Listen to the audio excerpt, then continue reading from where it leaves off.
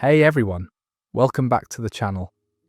Tonight I'm settling in with some absolutely mind-bending glitch in the Matrix stories that honestly made me question reality itself. These are the kinds of experiences that leave you lying awake at night, wondering if we're all just living in some cosmic simulation that occasionally breaks down. I've been collecting these stories for a bit now, and some of them are so eerily specific and detailed that they'll give you chills. So grab your favourite blanket, get comfortable, and let's dive into some real-life experiences that defy all logical explanation. Our first story comes from someone who experienced something that still haunts them years later. I need to share what happened to me 3 years ago, because I still can't make sense of it. I was driving home from work on a Tuesday evening, taking the same route I'd taken hundreds of times before. It's a straight highway with very few turns, and I know every landmark by heart. About halfway through my commute, I passed the old red barn that sits about 2 miles before my exit. I always use it as a mental checkpoint, because once I see that barn, I know I'm almost home. But that night, something was wrong. I kept driving and driving, waiting for my exit to appear, but it never came. The highway just stretched endlessly ahead of me, and I started to panic. I'd been driving for what felt like an hour past where my exit should have been, but my gas gauge hadn't moved at all. The digital clock on my dashboard was stuck at 6:47 p.m, the exact time I'd passed the red barn. I pulled over at a rest stop that I'd never seen before, even though I'd driven this route countless times. The parking lot was completely empty except for my car, and the building looked like it hadn't been maintained in decades. The windows were boarded up, and weeds were growing through cracks in the concrete. But the strangest part was that all the streetlights were on, casting this eerie orange glow over everything, even though it was still daylight. I tried calling my wife to tell her I was going to be late, but my phone had no signal. Not even one bar, which was impossible because this highway has excellent coverage. I sat in my car for what felt like 20 minutes, trying to figure out what was happening. The silence was absolute. No cars passing by, no birds, no wind, nothing. It was like the world had been put on pause. Finally, I decided to turn around and head back the way I came. As soon as I pulled back onto the highway, everything snapped back to normal. Cars appeared on the road around me, my phone suddenly had full signal, and my clock jumped from 6:47 to 7:23 in an instant.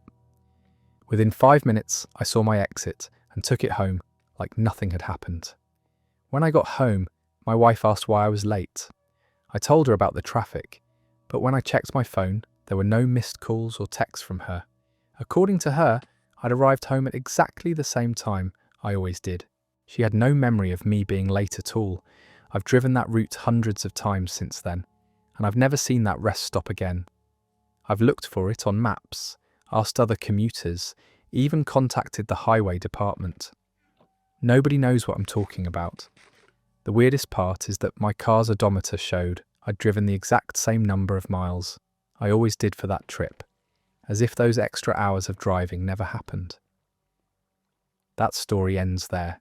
The idea of being trapped in some kind of temporal loop on a familiar highway is absolutely terrifying.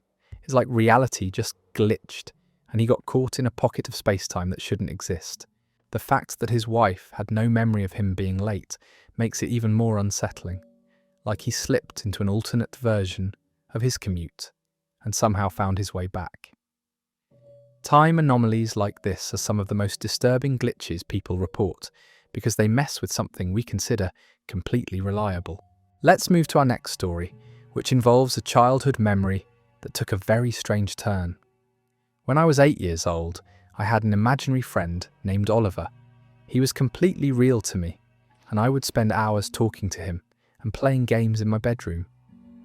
My parents thought it was cute and normal childhood behaviour, so they never discouraged it. Oliver had very specific characteristics that I remember clearly.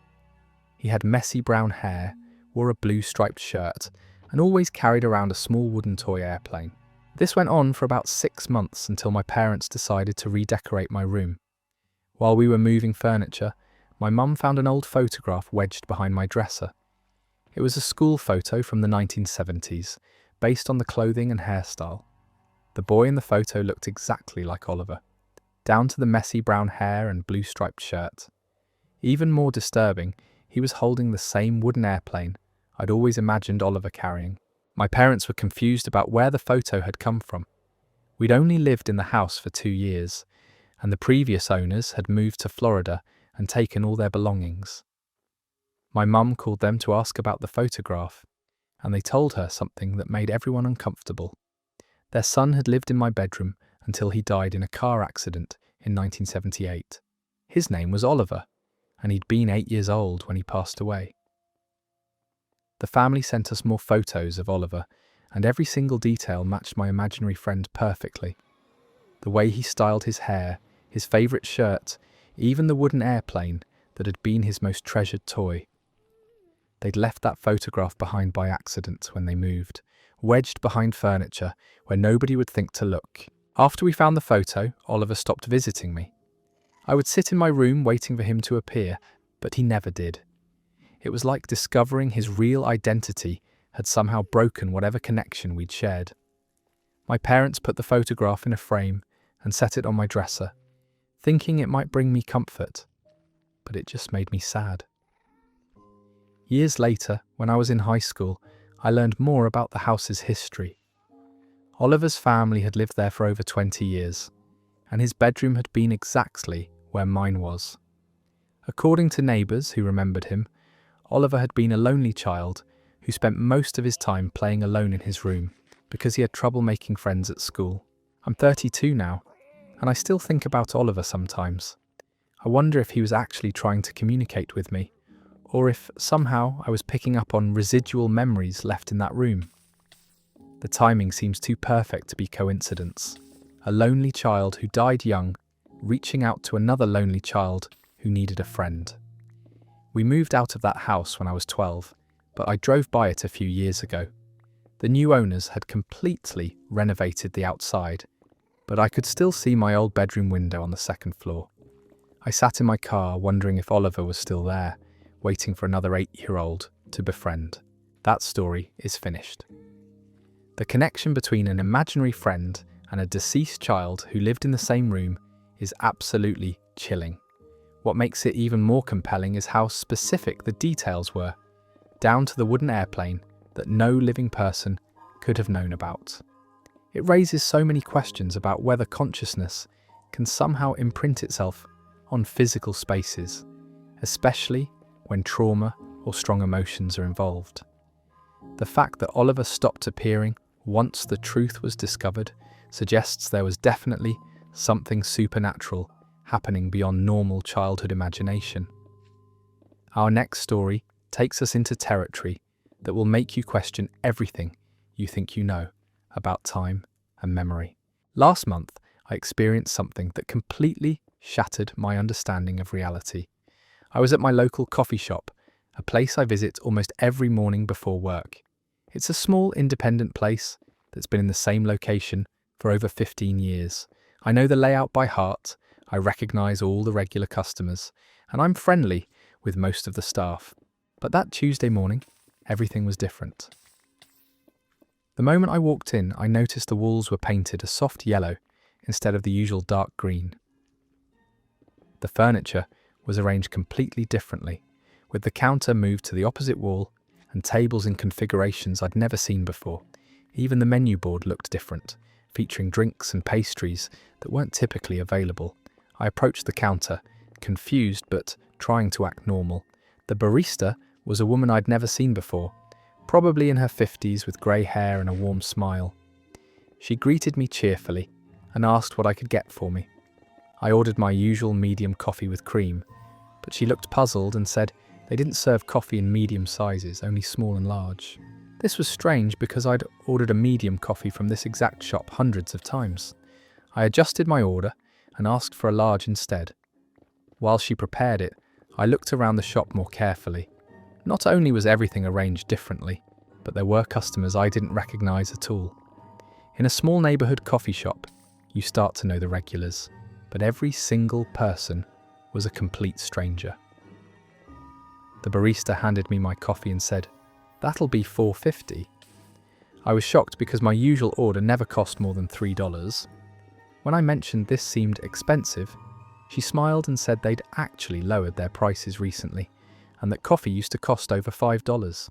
I paid and found a table, trying to make sense of what was happening. I pulled out my phone to check if I'd somehow gone to the wrong coffee shop, but the GPS confirmed I was at the correct address. I even checked the shop's website, and everything matched what I was seeing. The yellow walls, the menu prices, even a photo of the grey-haired barista I'd never seen before. After finishing my coffee, I left feeling completely disoriented. I came back the next morning, and everything was back to normal. Green walls, familiar layout, the usual barista who greeted me by name and asked if I wanted my regular medium coffee. When I mentioned the previous day's experience, she looked at me strangely and said she'd worked every shift that week and had definitely seen me Tuesday morning, just like always. I asked her about the grey-haired woman, the yellow walls and the different prices. She had no idea what I was talking about. According to her and the other staff members, nothing about the shop had changed in months. They even showed me photos from their social media account, proving the shop had looked the same for years. The most unsettling part was when I checked my bank statement. It showed the $4.50 charge from Tuesday morning, even though everyone insisted I'd paid my usual $3. The receipt in my wallet showed the higher price and was signed by someone named Margaret, but none of the staff had ever heard of anyone by that name working there. That story ends there. Stepping into what appears to be an alternate version of a familiar place is one of the most disorienting experiences imaginable. It's like reality briefly shuffled him into a parallel dimension where small details were different, but the fundamental location remained the same. The fact that his bank statement reflected the higher price proves something genuinely inexplicable happened, even if nobody else remembers it. These kinds of dimensional slip experiences make you wonder how many different versions of reality might exist simultaneously. Let's move into our next story, which involves a family photograph that revealed something impossible. My grandmother passed away last year, and while cleaning out her house, we found dozens of old photo albums she'd kept throughout her life. Most of them contained typical family pictures, from holidays, birthdays, and special occasions spanning several decades. But there was one album that confused everyone in our family. The album was labelled Family Reunions 1985 to 2010 in my grandmother's handwriting. As we flipped through the pages, we saw photos from gatherings I remembered attending. There were pictures of cousins, aunts, uncles, and family friends at various barbecues and holiday celebrations. Everything seemed normal until we reached a page from what appeared to be a reunion from 1997. In one of the photographs, clearly taken at my aunt's house during our annual 4th of July barbecue, there was a person sitting at the picnic table who didn't belong. It was me, but that was impossible because I wasn't born until 2001. The person in the photo looked exactly like me at around age 12 or 13, wearing clothes I remembered owning and sitting between my cousins, who were much younger in the picture than they should have been. My mother was standing behind me in the photo with her hand on my shoulder, smiling at the camera. She looked exactly as she did in other 1997 photos, but I was somehow there too, 4 years before I existed. The weird part was that everyone else in the photo was the appropriate age for 1997, but I appeared to be my normal age from around 2013. We showed the photo to other family members, and nobody could explain it. My aunt, who hosted that barbecue, insisted I had never attended any family gatherings before 2002, which was obviously true since I didn't exist. But there I was in the photo, clear as day, looking completely natural and comfortable among relatives who should have been much older when I actually met them. The photograph itself seemed authentic. It had the same quality and colour saturation as other pictures from that era, and it was printed on the same photo paper my grandmother always used. There were no signs of digital manipulation or double exposure. More importantly, this was years before photo editing software became accessible to regular people, like my grandmother. We found 2 other photographs from different years showing the same impossible situation. One from 1994 showed me at what appeared to be my grandfather's birthday party, and another from 1999 showed me playing in the backyard with cousins during a summer cookout. In all of these photos, I looked exactly the same age, while everyone else appeared appropriately younger. My mother was particularly disturbed by the photos because she remembered those specific events clearly, but she had no memory of me being there. According to her, I was definitely not present at any family gatherings before I was born, which seems obvious but needed to be stated given what we were seeing. The most unsettling discovery was when we found my grandmother's old guest lists for family reunions. Written in her meticulous handwriting, my name appeared on lists from 1994, 1997, and 1999, along with notes about what food I liked and reminders to save me a piece of cake. She had apparently been planning around my presence at events that occurred before my birth. We asked my grandmother about this before she passed, but she was already dealing with memory issues and couldn't explain the photographs. She just smiled and said she was glad I'd been able to attend so many family gatherings over the years.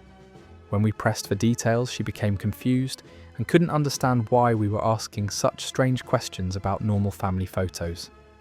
That story concludes right there. The idea of appearing in family photographs from before you were born touches on some deep questions about the nature of time and identity. It's not just a simple case of mistaken identity or photo manipulation, especially given that this was documented across multiple years with corresponding guest lists in his grandmother's handwriting. The fact that he appeared the same age in photos spanning several years, while everyone else aged normally, suggests something far more complex than a simple glitch. It makes you wonder if consciousness or identity can somehow exist independently of linear time. Our next story involves a workplace encounter that defied all logical explanation and left lasting questions about the nature of reality itself. I work as a security guard at a large corporate office building downtown. It's mostly routine work, checking badges, monitoring cameras, and doing occasional patrols through the floors. The building has been my assignment for 3 years, and I know every hallway, elevator, and office space like the back of my hand. Last Thursday night, I was working the graveyard shift when something happened that I still can't explain. Around 2 a.m, I was making my usual rounds on the 15th floor when I heard typing coming from one of the offices.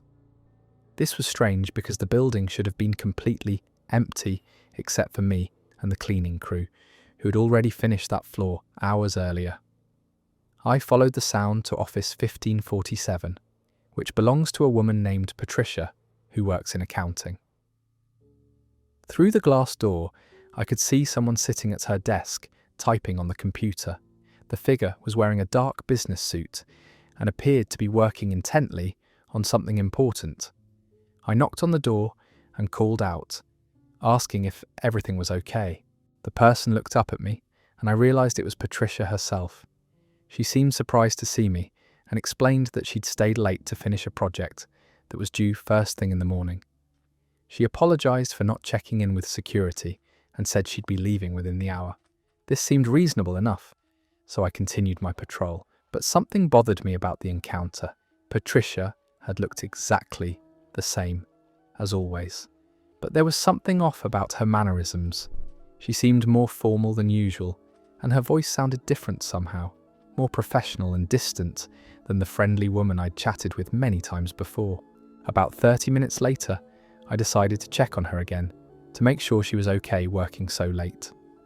When I got to office 1547, it was completely dark and empty.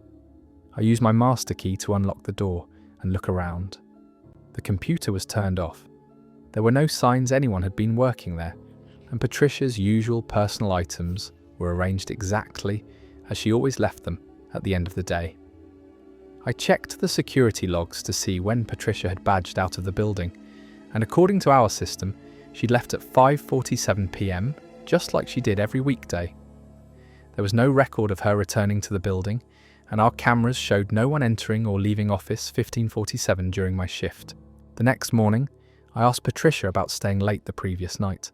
She looked at me confused and said she'd gone straight home after work, had dinner with her family, and been in bed by 10 p.m. She had no memory of working late or seeing me in her office. When I described our conversation in detail, she became concerned and asked if I was feeling all right. I pulled up the security footage from the 15th floor camera that covers the hallway outside her office. The video clearly showed me walking up to her door at 2:03 a.m, standing there for several minutes, and having what appeared to be a conversation with someone inside.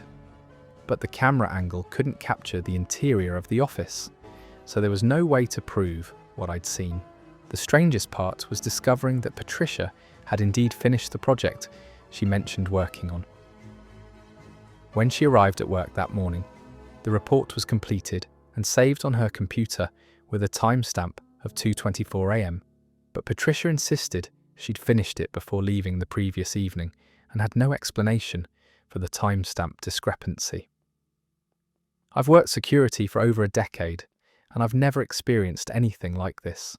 I know what I saw, and I know Patricia was in that office working at 2 a.m, but according to every piece of evidence except my own memory, she was never there at all. That story ends there. Working security overnight can mess with your perception, but having a full conversation with someone who supposedly wasn't there is beyond any normal explanation.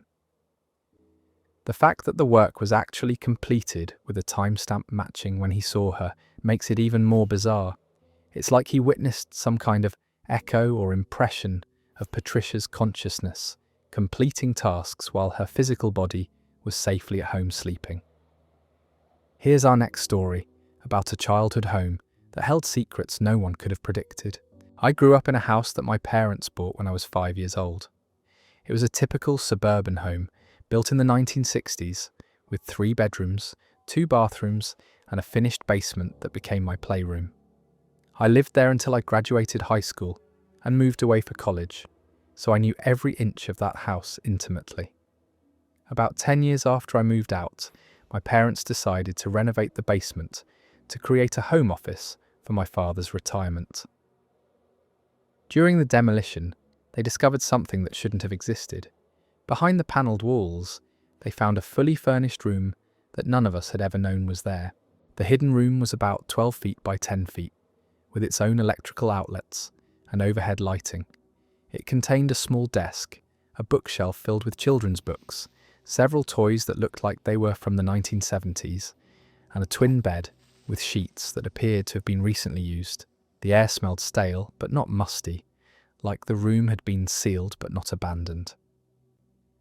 What made this discovery truly unsettling was that I remembered playing in this exact room as a child.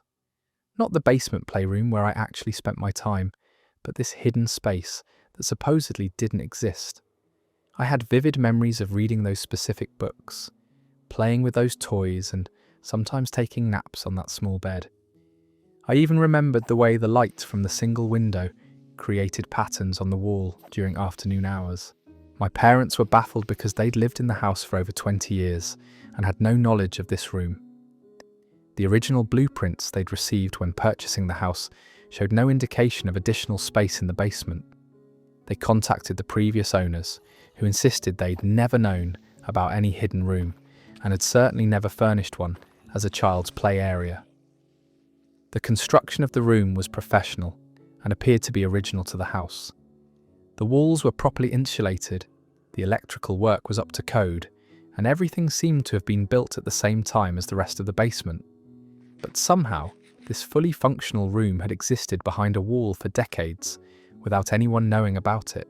The children's books in the room were particularly strange. They were titles I remembered reading, but they were editions that had been published before my family moved into the house.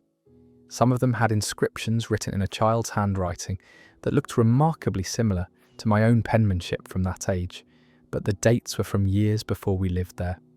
My parents showed me photos of the room, and I experienced this overwhelming sense of nostalgia and familiarity. I could describe details about the space that weren't visible in the pictures, like how the desk drawer stuck slightly when you tried to open it, or how the bookshelf wobbled if you leaned against it. These weren't things I could have guessed or imagined. The most disturbing discovery was a journal hidden under the mattress. The entries were written in a child's handwriting and described daily activities, family interactions, and school experiences that matched my own childhood memories perfectly. But the dates in the journal were from 1978 to 1985, and I wasn't born until 1983. We never found any explanation for the room or how I could have memories of playing in a space that was supposedly sealed behind a wall. My parents eventually converted it into part of the home office, but they kept some of the books and toys, thinking they might have sentimental value for reasons none of us understood. To this day, I can close my eyes and perfectly visualize that hidden room. I remember the feeling of sunlight coming through the window, the smell of the old books, and the comfort of that small bed during afternoon naps. But according to everyone involved, I should have no memory of that space at all. That story ends there. Discovering a hidden room filled with your own childhood memories from before you lived in the house is the kind of experience that makes you question the very nature of memory and identity. The fact that the journal entries matched his actual experiences but were dated before his birth suggests something far more complex than simple forgotten childhood memories. It's like the room existed in some kind of temporal bubble, preserving experiences that technically never happened. Our next story takes us into the realm of technology glitches that revealed information that shouldn't have existed. I work as an IT specialist for a mid-sized marketing company, and part of my job involves managing our client database and ensuring all information is properly backed up and secure. Last month, I encountered a technical issue that still keeps me awake at night, trying to understand what happened. We were upgrading our customer management software, and I needed to migrate data from our old system to the new platform. This is routine work that I've done countless times before. The process involves exporting client information, checking for errors, and importing everything into the updated system while maintaining data integrity. During the migration, I noticed something strange in the exported files. There were client records for people and companies that I'd never heard of, with detailed information, including contact details, project histories, and billing records going back several years. At first, I assumed these were test entries that someone had created during software trials, but the data was far too detailed and consistent to be fake. The records showed completed projects, with specific dates, payment histories, and even email correspondence logs. One entry was for a company called Meridian Solutions that supposedly paid us over $40,000 for a 6-month marketing campaign in 2019.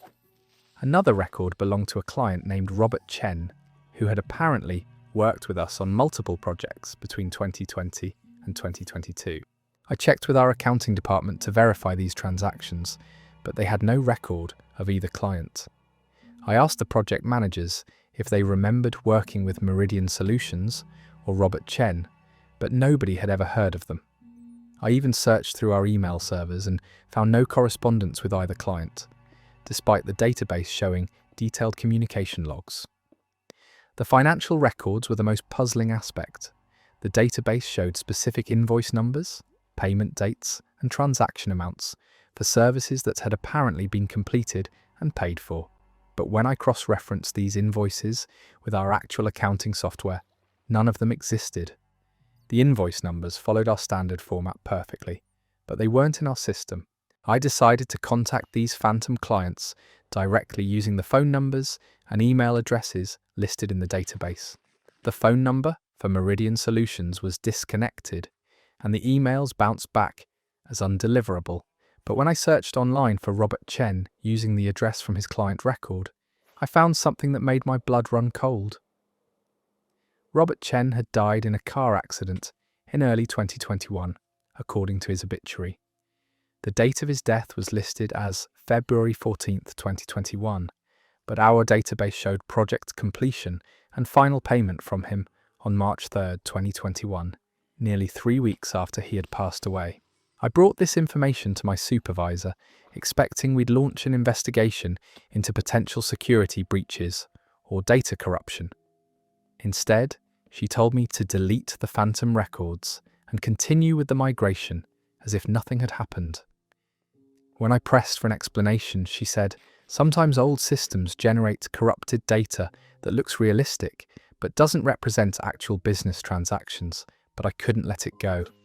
I made copies of the phantom records before deleting them from our official system. The level of detail was extraordinary, including project timelines, meeting notes, and even personality assessments of the clients that read like they'd been written by someone who had worked with these people extensively. The most unsettling discovery came when I found internal memos in the database discussing these phantom clients. The memos were written by employees who still work at our company, but when I asked them about the projects mentioned, they had no memory of writing the memos or working with those clients. The writing style and technical knowledge displayed in the memos matched each employee perfectly, but they insisted they'd never written anything about Meridian Solutions or Robert Chen. I've been in IT for over 15 years, and I've never seen data corruption that could generate such detailed, interconnected, and realistic information. The phantom records weren't random noise or scrambled data. They told complete stories about business relationships that apparently never existed, written by people who have no memory of creating them. That story concludes there. Database systems don't spontaneously generate detailed client histories, complete with personality assessments and internal memos. The fact that Robert Chen had died weeks before his supposed final payment suggests these records were documenting events from some alternate timeline where different business relationships existed.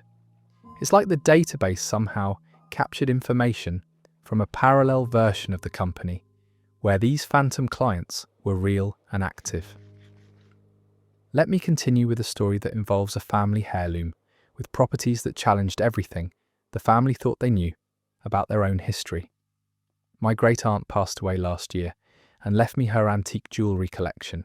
Most of the pieces were typical vintage items from the 1940s and 1950s, but there was one necklace that immediately caught my attention. It was a delicate silver chain with an unusual pendant that seemed to change colour depending on the lighting and angle from which you viewed it.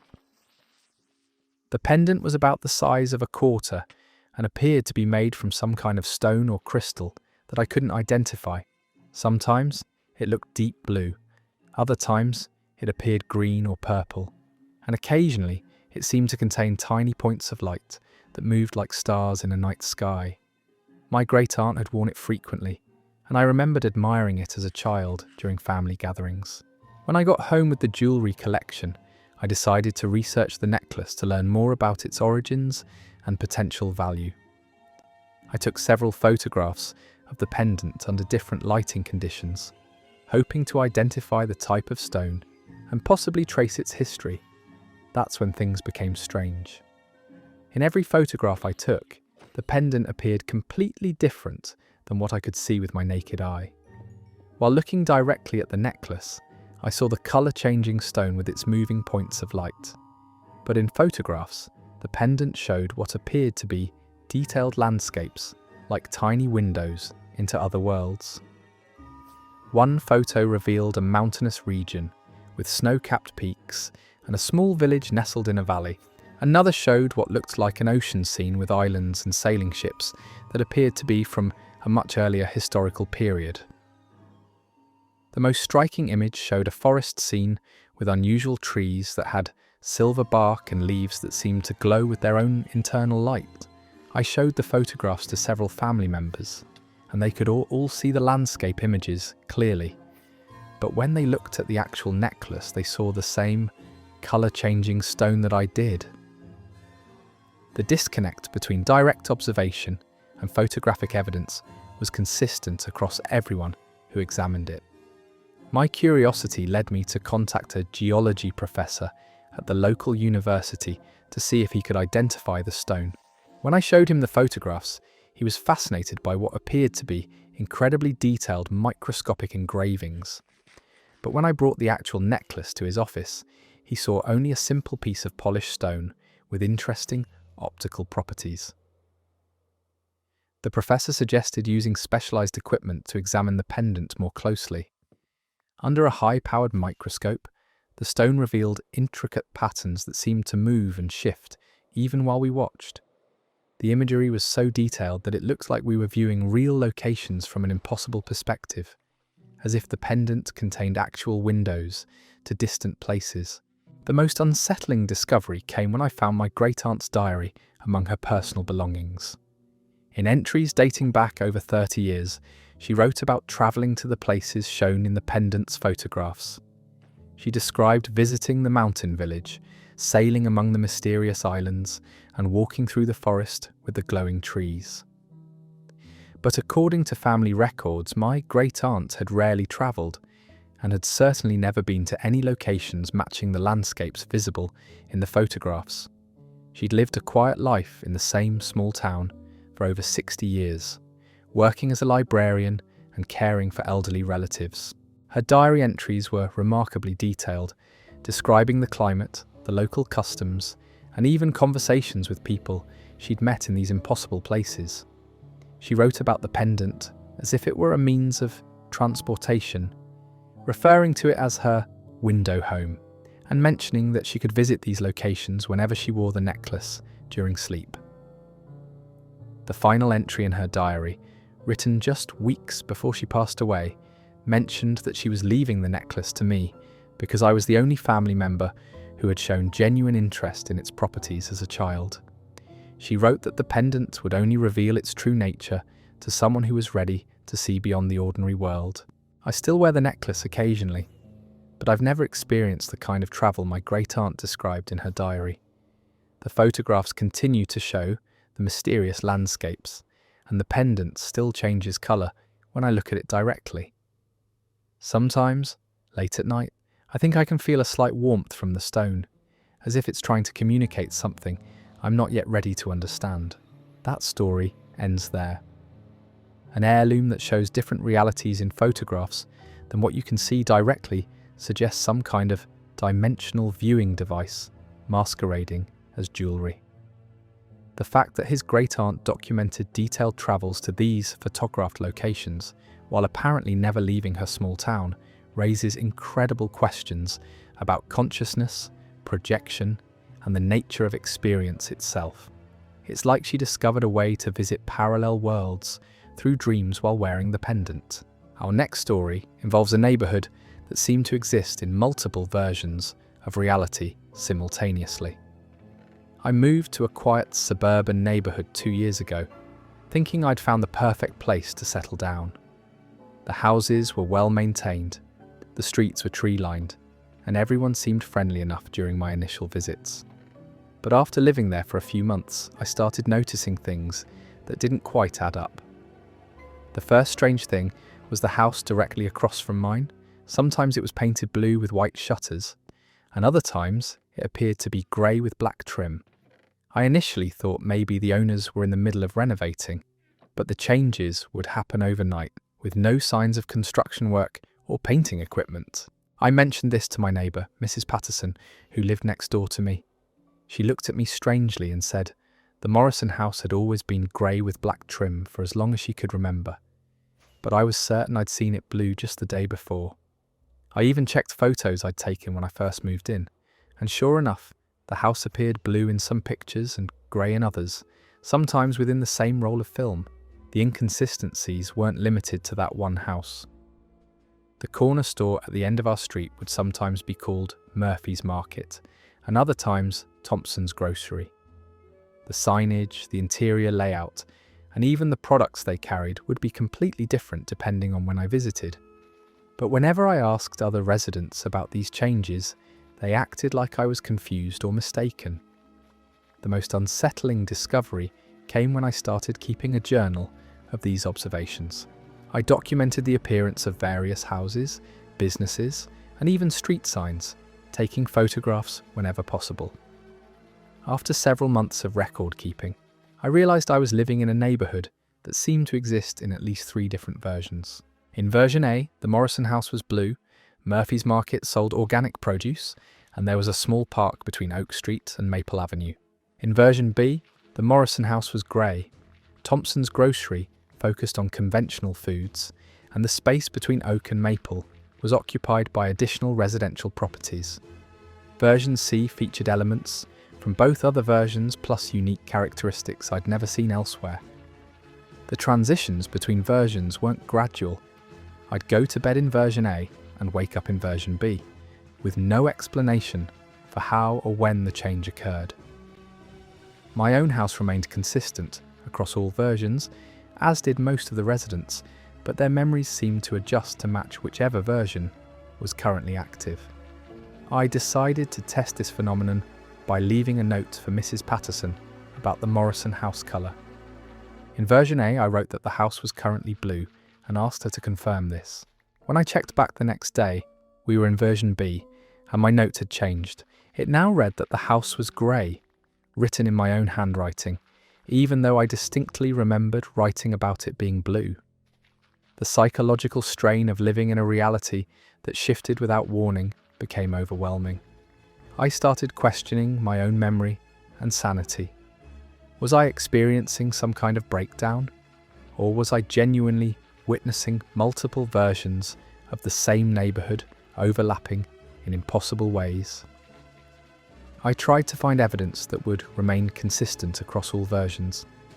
I buried a small metal box in my backyard containing photographs, newspaper clippings, and detailed notes about the different neighbourhood configurations. When I dug it up weeks later, the contents had changed to match whatever version was currently active, as if reality was automatically correcting itself to maintain consistency. The final test came when I decided to move away. I put my house on the market and began looking for a new place to live. But every time I tried to leave the neighbourhood, I'd somehow end up back at my own front door with no memory of how I'd gotten there. It was like the overlapping realities had created a trap that prevented anyone from escaping once they'd become aware of the shifting nature of the area. I'm still living in the same house, still documenting the changes, but I've stopped trying to convince other people about what I'm experiencing.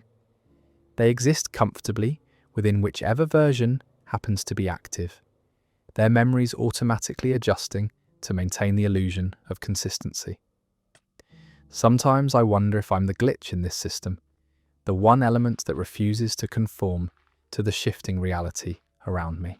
That story comes to an end right there. Living in a neighbourhood that literally rewrites itself overnight while everyone else's memories adjust to match would be absolutely maddening.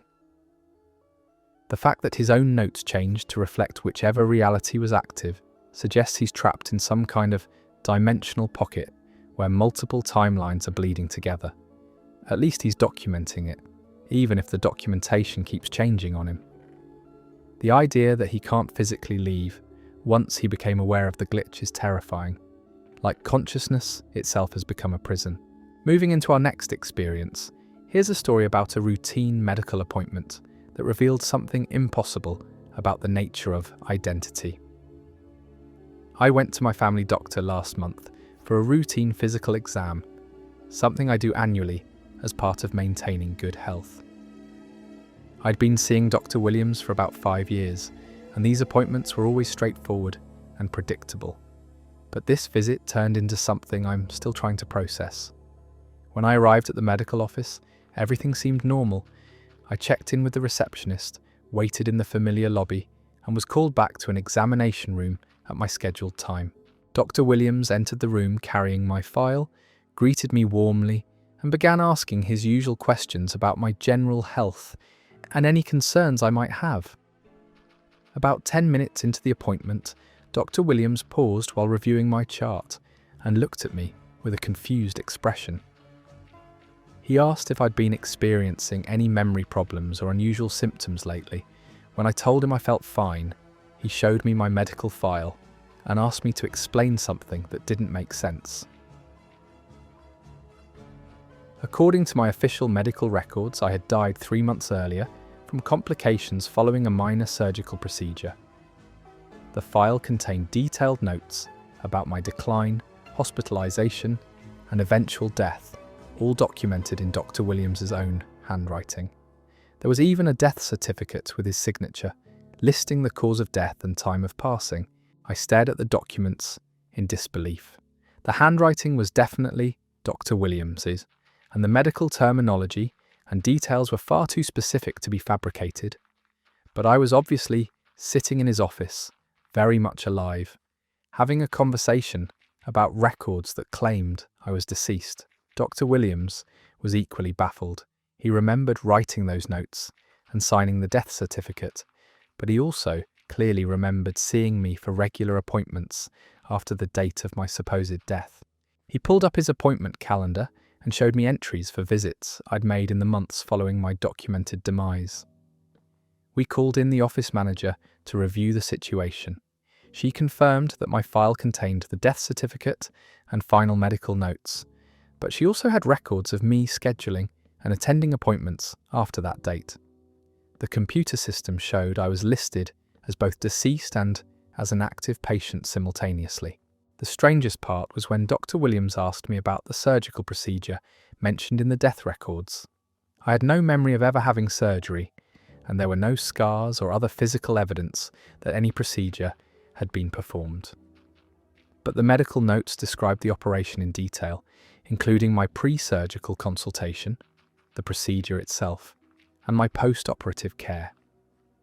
Dr. Williams examined me thoroughly, looking for any signs that the documented medical procedures had actually taken place. He found nothing to suggest I'd ever been hospitalized or undergone surgery. My physical condition was exactly what he'd expect for someone with my medical history, minus the procedures described in the death records. We spent over an hour trying to make sense of the situation. Dr. Williams called the hospital mentioned in my death records, but they had no record of me ever being a patient there. He contacted the funeral home listed on some of the paperwork, but they'd never handled arrangements for anyone with my name. The medical office's insurance records showed claims filed for my final treatment and death-related expenses, but those claims had been denied because I was still listed as a living patient in other parts of their system. It was like two different versions of my medical history were existing simultaneously within the same database. Dr. Williams eventually made copies of all the contradictory documents and suggested I keep them in case other medical providers encountered similar discrepancies. He updated my file to indicate that I was definitely alive and active, but he kept the death records as well, unable to explain how they'd gotten there, or why he remembered creating them. I've since visited other doctors and medical facilities, and my records are completely normal everywhere else. Only Dr. Williams's office contains the documentation of my supposed death, as if that particular medical practice exists in a reality where I died while the rest of the world continues in a timeline where I survived. That story ends there. Having official medical records documenting your own death while you're sitting in the doctor's office discussing them is surreal beyond belief. The fact that Dr. Williams remembered writing those death records and signing the certificate, while also remembering continued appointments, creates a paradox that defies explanation. It's like two different timelines converged in that one medical office, leaving contradictory evidence of parallel outcomes. Our next story takes us into the realm of digital communication, where a simple text message opened a window into something that shouldn't exist.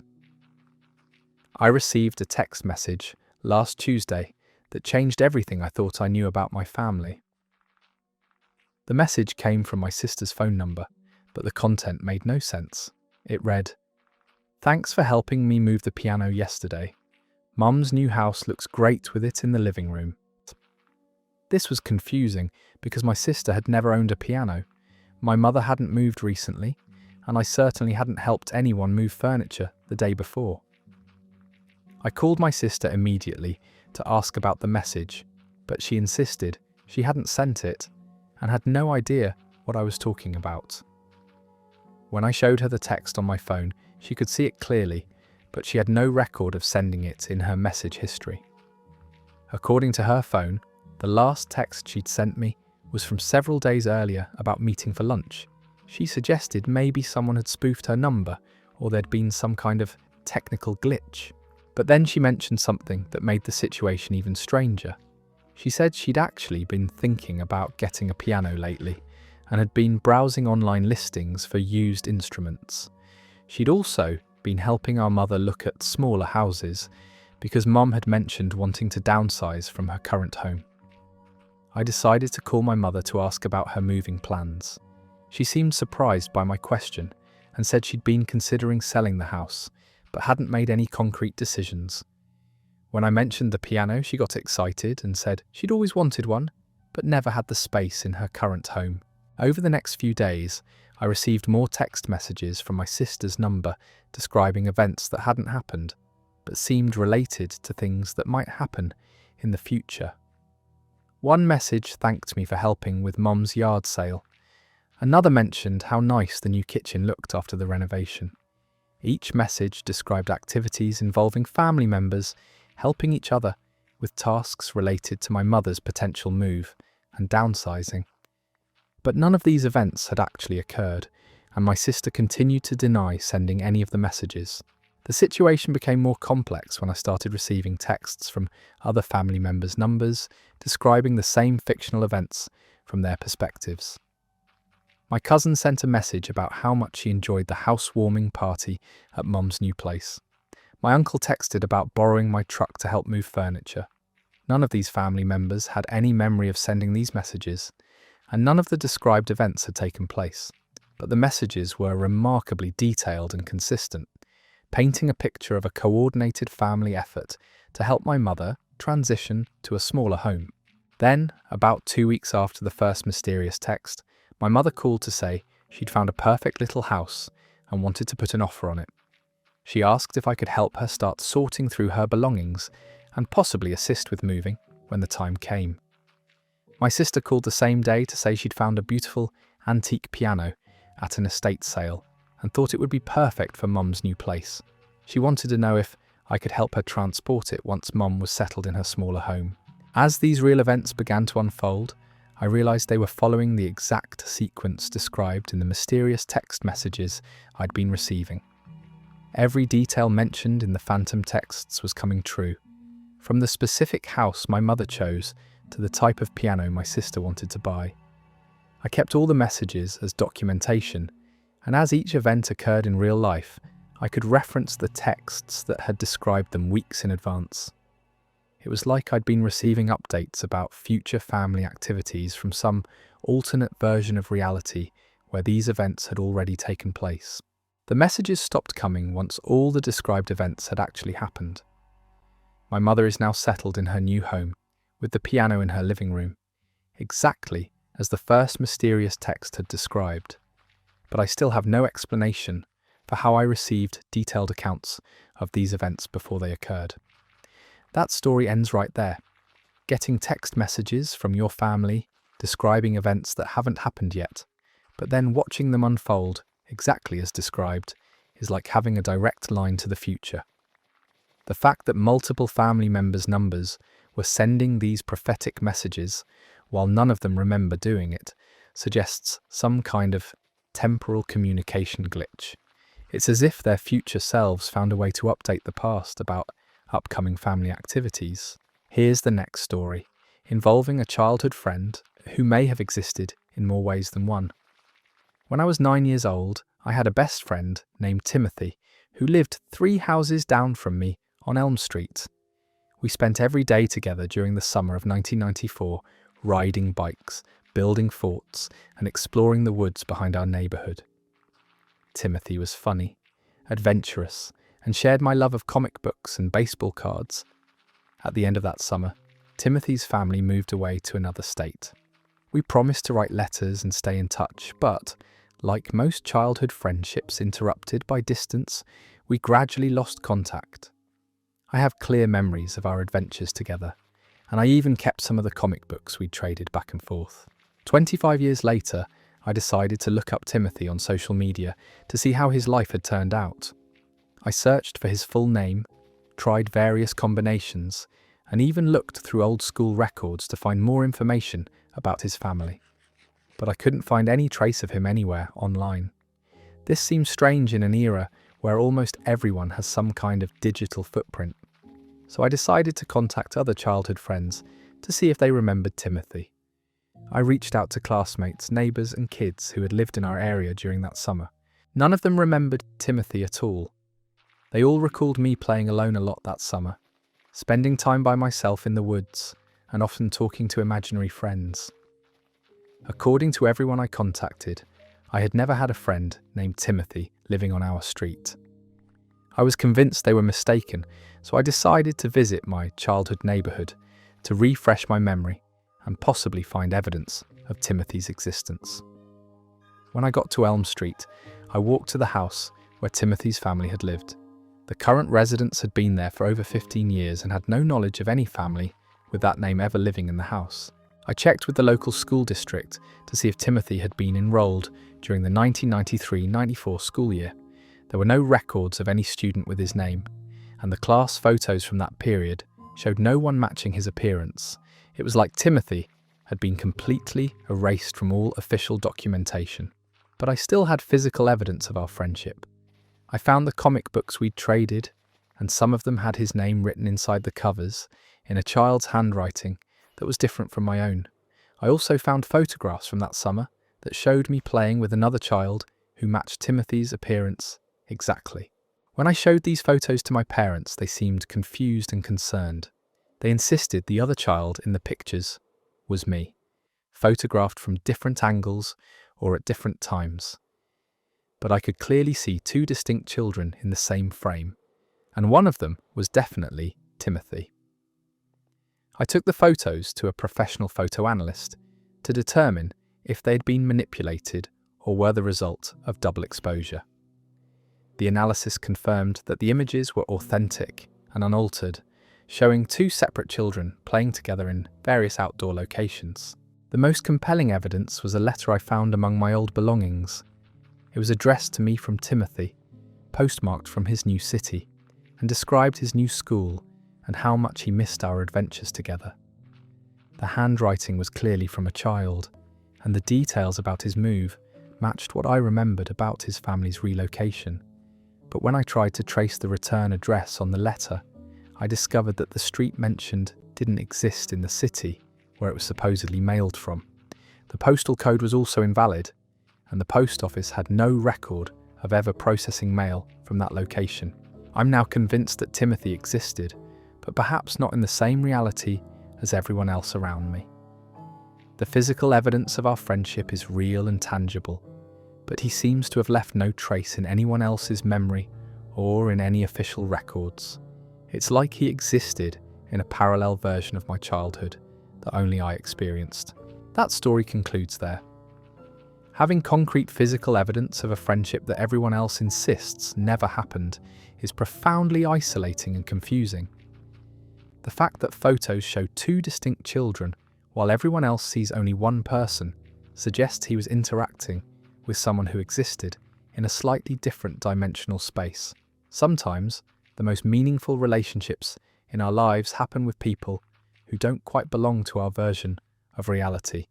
These next few stories are going to challenge everything you think you know about the nature of memory and consciousness itself. I work as a night janitor at a large university library, and I've been doing this job for about 8 years now. The work is quiet and routine, which I prefer since I'm naturally more of a night person anyway. I know every floor, every reading room, and every hidden corner of that massive building like the back of my hand. About 3 months ago, I started noticing a student who would come in every night around 11 p.m. and stay until I had to lock up at 2 a.m. She always sat at the same table on the 4th floor, always had the same stack of thick textbooks, and always wore a blue sweater with her dark hair pulled back in a ponytail.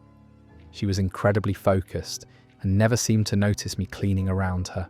I didn't think much of it at first. Graduate students often keep strange hours, and the library stays open late specifically to accommodate serious scholars. But after seeing her there every single night for weeks, I started to feel a little concerned about her well-being.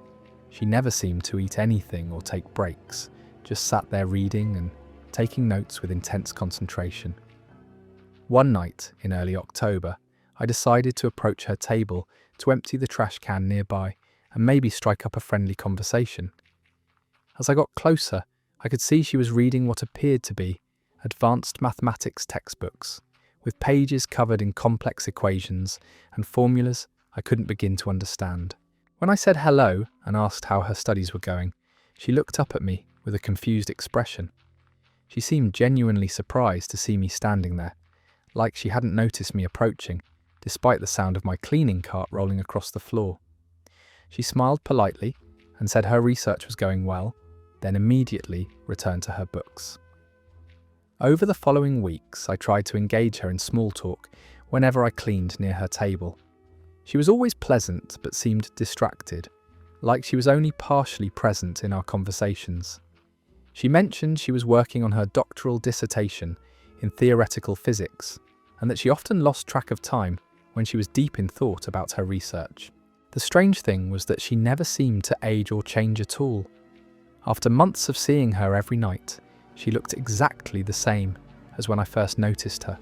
Same blue sweater, same hairstyle, same youthful appearance. Even her stack of books never changed, all with the same thick volumes arranged in the same order. I started paying closer attention to the details of our interactions. She always sat in the exact same position, always had her pen in her right hand, and always had the same textbook open to what appeared to be the same page. Her note-taking seemed repetitive too, like she was copying the same equations over and over again. One night in November, I decided to test something. After she left at closing time, I placed a small piece of tape on the corner of her usual table, just to see if she would notice it the next evening. When she arrived the following night, she sat down at the table as usual, but the tape was gone. I hadn't removed it, and no other cleaning staff worked that section. I started leaving different small markers around her study area, a paperclip on the floor, a pencil placed at an unusual angle, a book moved slightly out of position. Every morning, these items would be gone or returned to their original locations, even though I was the only person with access to the library after closing. The breakthrough came when I decided to check the university's enrollment records. I asked a friend who works in the registrar's office to look up information about graduate students in the physics department. She searched through current enrollment, recent graduates, and even students from previous years, but there was no record of anyone matching the description of my nightly library visitor. My friend also checked the keycard access logs for the library. According to the electronic records, no one had entered or exited the building during the hours when I regularly saw the student. The logs showed only my own card being used to enter at the start of my shift and to exit when I locked up at closing time. I brought this information to my supervisor, thinking maybe there was some kind of security issue or unauthorized access to the building. But when I described the student I'd been seeing every night, my supervisor looked at me with concern and said I was the only person in the library during those late hours. The security cameras confirmed this. When we reviewed footage from the 4th floor during the times I'd been interacting with the student, the videos showed me talking to an empty table, gesturing and nodding as if I was having conversations with someone who wasn't there. I watched months of security footage, and in every single recording, I was alone on that floor. But I could clearly remember our conversations, her polite responses to my questions, even the sound of her turning pages as she read. The disconnect between my memories and the video evidence was deeply disturbing. The final piece of the puzzle came when I researched the history of the library building. In 1987, a graduate student named Catherine Morris had been working late on her doctoral dissertation in theoretical physics when she suffered a fatal heart attack at a study table on the 4th floor.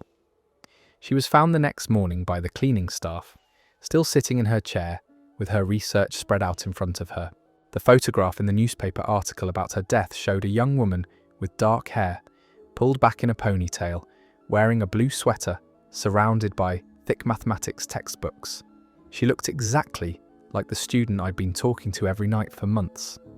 Catherine had been 26 years old when she died, just weeks away from completing her doctorate.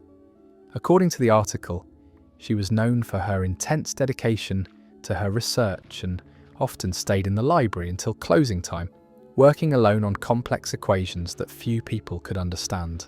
I still work the night shift at the library, but I haven't seen Catherine since I learned about her death. The fourth floor feels different now, quieter somehow, like something that had been restless finally found peace. Sometimes I wonder if she was trying to finish her dissertation, trapped in an endless loop of research until someone finally acknowledged her presence and helped her story be remembered. That story is over. The idea of having months of detailed conversations with someone who died decades ago is both heartbreaking and terrifying. Catherine seems so real, so present, that even security footage couldn't shake his memories of their interactions. Maybe some spirits are so dedicated to their work that they continue their research long after their physical bodies have given up. The fact that she disappeared once he learned her story suggests she just needed someone to remember her dedication and help her find closure. Let's move into our next story, which involves a family tradition that revealed something impossible about the nature of time itself. My family has always been really close, and we have this tradition where we take a group photo every Christmas morning before opening presents. We've been doing this since I was a little kid, and my parents have albums full of these holiday pictures going back over 30 years. Last Christmas, something happened that I'm still trying to understand.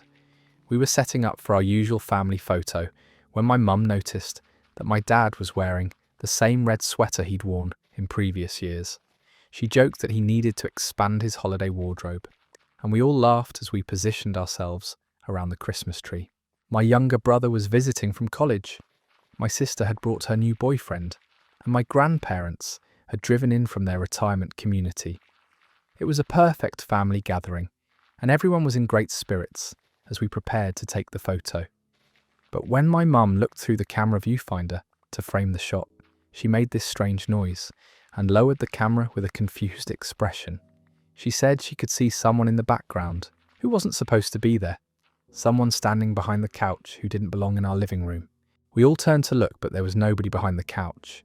The space was empty except for some wrapped presents and our usual holiday decorations. My mum insisted she could see a figure through the camera lens, but when she looked with her naked eye, nothing was there. My dad suggested maybe there was something wrong with the camera, so he took it from my mum and looked through the viewfinder himself. He immediately went pale and handed the camera to me without saying anything. When I looked through the lens, I could see what they were talking about. Standing behind the couch, partially obscured by the Christmas tree, was my Uncle Robert. He was wearing the same brown jacket he'd always worn to family gatherings, and he was smiling at the camera just like he did in all our old holiday photos. The problem was that Uncle Robert had died in a car accident 8 years earlier. I passed the camera around to other family members, and everyone could see Uncle Robert clearly through the viewfinder. But when we looked directly at the area where he appeared to be standing, there was nothing there. It was like he existed only in whatever dimension the camera could access. My grandmother started crying when she saw him through the lens. She said he looked exactly like he did during our last Christmas together before the accident, down to the way he always stood with his hands in his pockets and that gentle smile he got during family photos. We decided to take the picture anyway, thinking maybe Uncle Robert was trying to be part of our family gathering one more time. As we posed for the shot, I kept the camera positioned so it would capture the area where he appeared to be standing. When we developed the film a few days later, Uncle Robert was clearly visible in the background of our Christmas photo. He looked solid and real, not transparent or ghostly like you might expect in a supernatural photograph. He appeared to be a normal part of the family gathering, standing in his usual spot behind the couch. But here's where it gets even stranger. When we compared this new photo to our previous Christmas pictures, Uncle Robert appeared in those older images too, even in photos taken after his death. We pulled out albums going back several years, and he was present in every single family Christmas photo, including ones we'd looked at hundreds of times before, without ever noticing him. It was like his presence in the most recent photo had somehow retroactively inserted him into all our previous holiday pictures. My grandmother swore that Uncle Robert hadn't been in any of the older photos when we first took them, but now he was clearly visible in every single one. We brought the photos to a professional developer to see if there was some kind of technical explanation for what we were seeing. The lab confirmed that the images hadn't been manipulated or altered in any way. According to their analysis, Uncle Robert had been photographed as a normal subject in every single picture. The most unsettling discovery came when we found Uncle Robert's own camera among his belongings that we'd stored in the attic. When we developed the roll of film that was still inside, it contained photos from Christmas gatherings that had taken place after his death. The pictures showed him participating in family celebrations that he couldn't have attended, taken from his perspective as if he'd been there with his camera. One photo showed our family opening presents around the tree, taken from the exact angle where we'd seen Uncle Robert standing in our own pictures. Another showed my sister's wedding reception from 2 years ago, even though Uncle Robert had died long before she got engaged. My grandmother believes Uncle Robert found a way to attend every family gathering after his death, that his love for our holiday traditions was strong enough to transcend whatever boundaries separate life from death. She says we just never had the right perspective to see him until that Christmas morning, when the camera revealed what had always been there. I don't know what to believe, but I do know that our family photos now feel different somehow. When I look at them, I can see Uncle Robert clearly in every single image, and I can't understand how we ever missed his presence before. It's like he was always there, waiting for us to develop the ability to see him. That story is finished. The idea that a deceased family member could retroactively appear in all your previous photos is both comforting and deeply unsettling. It suggests that love and family bonds might be strong enough to transcend death itself, allowing someone to continue participating in gatherings even after they've passed away. The fact that Uncle Robert had his own photos from events he couldn't have attended physically makes you wonder if consciousness can exist independently of the body and continue documenting life from beyond. Our next story takes us into the realm of childhood experiences that defied every rule of physics and logic. When I was 12 years old, I discovered I could do something that shouldn't have been possible. It started during a particularly boring summer when my parents were both working long hours and I was spending most of my time alone at home, trying to entertain myself with books and television. I was lying on my bedroom floor one afternoon, staring at the ceiling and feeling incredibly restless, when I noticed that my reflection in the mirror across the room was doing something different than what I was doing. I was lying flat on my back, but my reflection appeared to be sitting up and looking directly at me. At first, I thought it was just the angle of the mirror or some kind of optical illusion, but when I sat up to get a better look, my reflection remained in the lying down position. We were completely out of sync, like two different people who just happened to look identical. I experimented with this phenomenon for hours, moving my arms and legs in various ways while watching my reflection do completely different things. Sometimes my reflection would wave at me when I was standing still. Other times it would appear to be writing or drawing while I was just watching it work. The most extraordinary discovery came when I realised I could communicate with my reflection. If I mouthed words silently, my reflection would mouth different words back, and we could have entire conversations without making any sound. My reflection seemed to have its own personality and opinions, often disagreeing with things I said or suggesting activities I hadn't thought of. My reflection told me its name was Marcus, and it lived in a world that was similar to mine, but with some important differences. In Marcus's world, our parents had different jobs, our house was painted a different colour, and some of our neighbours were completely different people. It was like looking into a parallel version of my own life. Marcus and I became friends over the course of that summer. I would spend hours in front of the mirror, talking with him about our different experiences and comparing notes about how our two worlds differed. He was dealing with many of the same challenges I was, but He often had creative solutions I wouldn't have thought of on my own. The relationship became so important to me that I started arranging my daily schedule around our mirror conversations.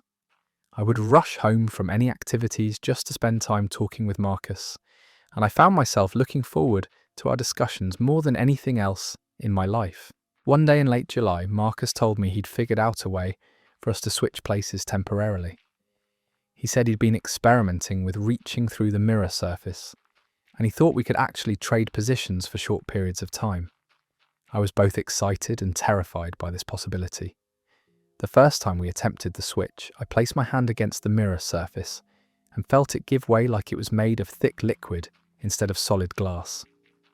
Marcus's hand came through from the other side, and when we touched, I felt this incredible, rushing sensation, like I was falling through space. Suddenly I was standing in Marcus's world, looking back through the mirror at my own bedroom, from the opposite perspective. Everything was familiar, but slightly different, like a photograph that had been reversed. The experience only lasted for a few minutes before we switched back, but it was the most amazing thing that had ever happened to me. We continued these exchanges throughout the rest of the summer, sometimes spending entire afternoons in each other's worlds. I got to meet Marcus's version of our parents, explore his slightly different neighborhood, and experience life from a completely different perspective. The switches became longer and more frequent as we got better at the process. Sometimes I would spend entire days in Marcus's world while he experienced life in mine.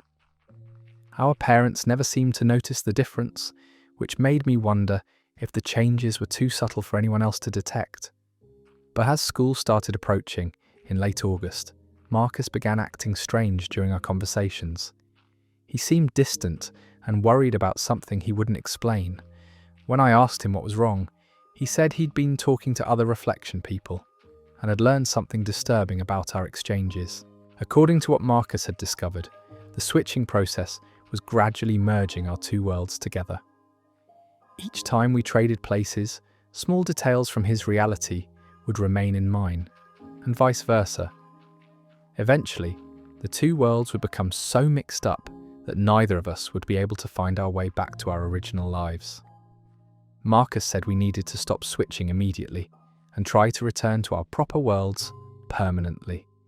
He seemed genuinely frightened about what might happen if we continued our exchanges, but I didn't want to lose our friendship or the amazing experiences we'd been sharing.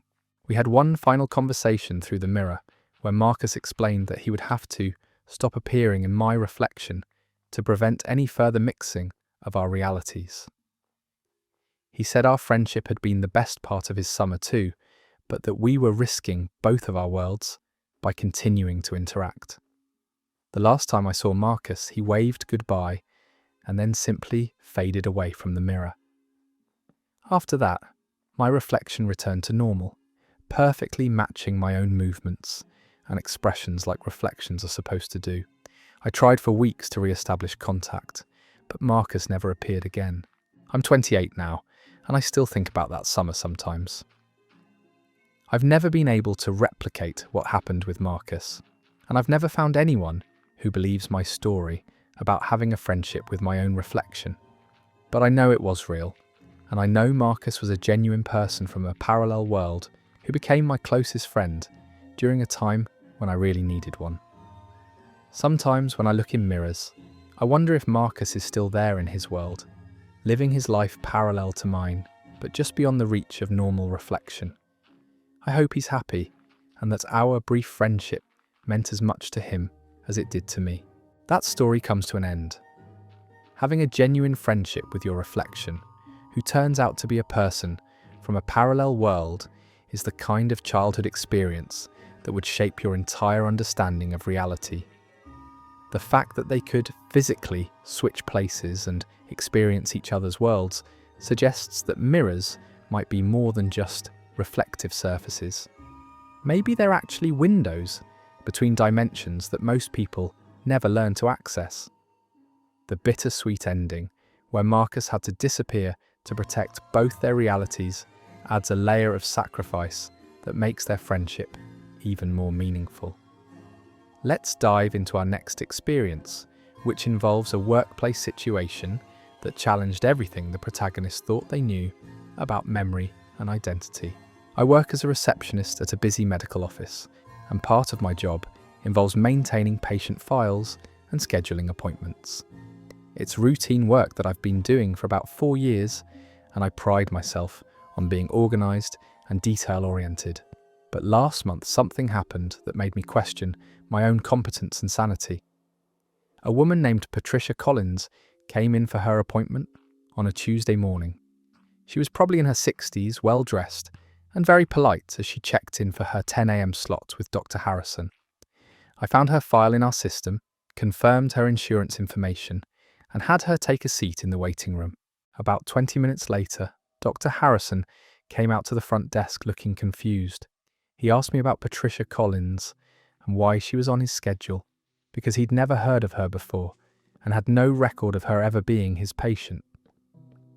I showed him the appointment entry in our computer system and pulled up her patient file, which contained detailed medical history going back over 3 years. Dr. Harrison reviewed Patricia's file and found comprehensive records of regular visits, prescription renewals, and even notes from procedures he'd supposedly performed. The handwriting in the physical charts was definitely his, and the computer entries were made using his login credentials. But he had absolutely no memory of ever treating this patient. We called Patricia back to the front desk to try to resolve the confusion. She seemed genuinely surprised by Dr. Harrison's claim that he didn't remember her.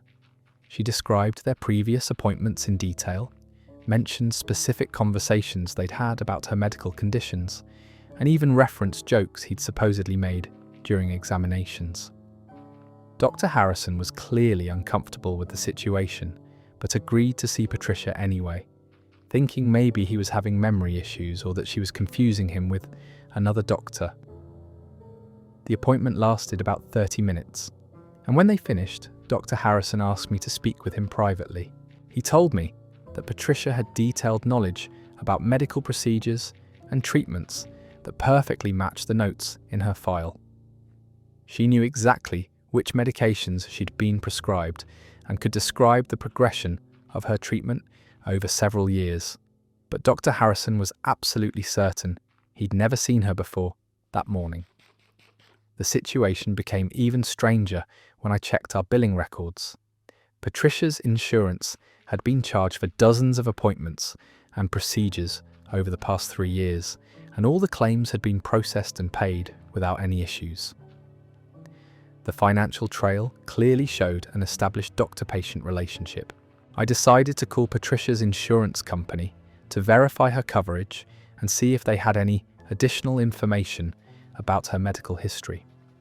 The representative confirmed that Patricia had been receiving regular treatment from Dr. Harrison's practice, and that all her claims had been legitimate and properly documented.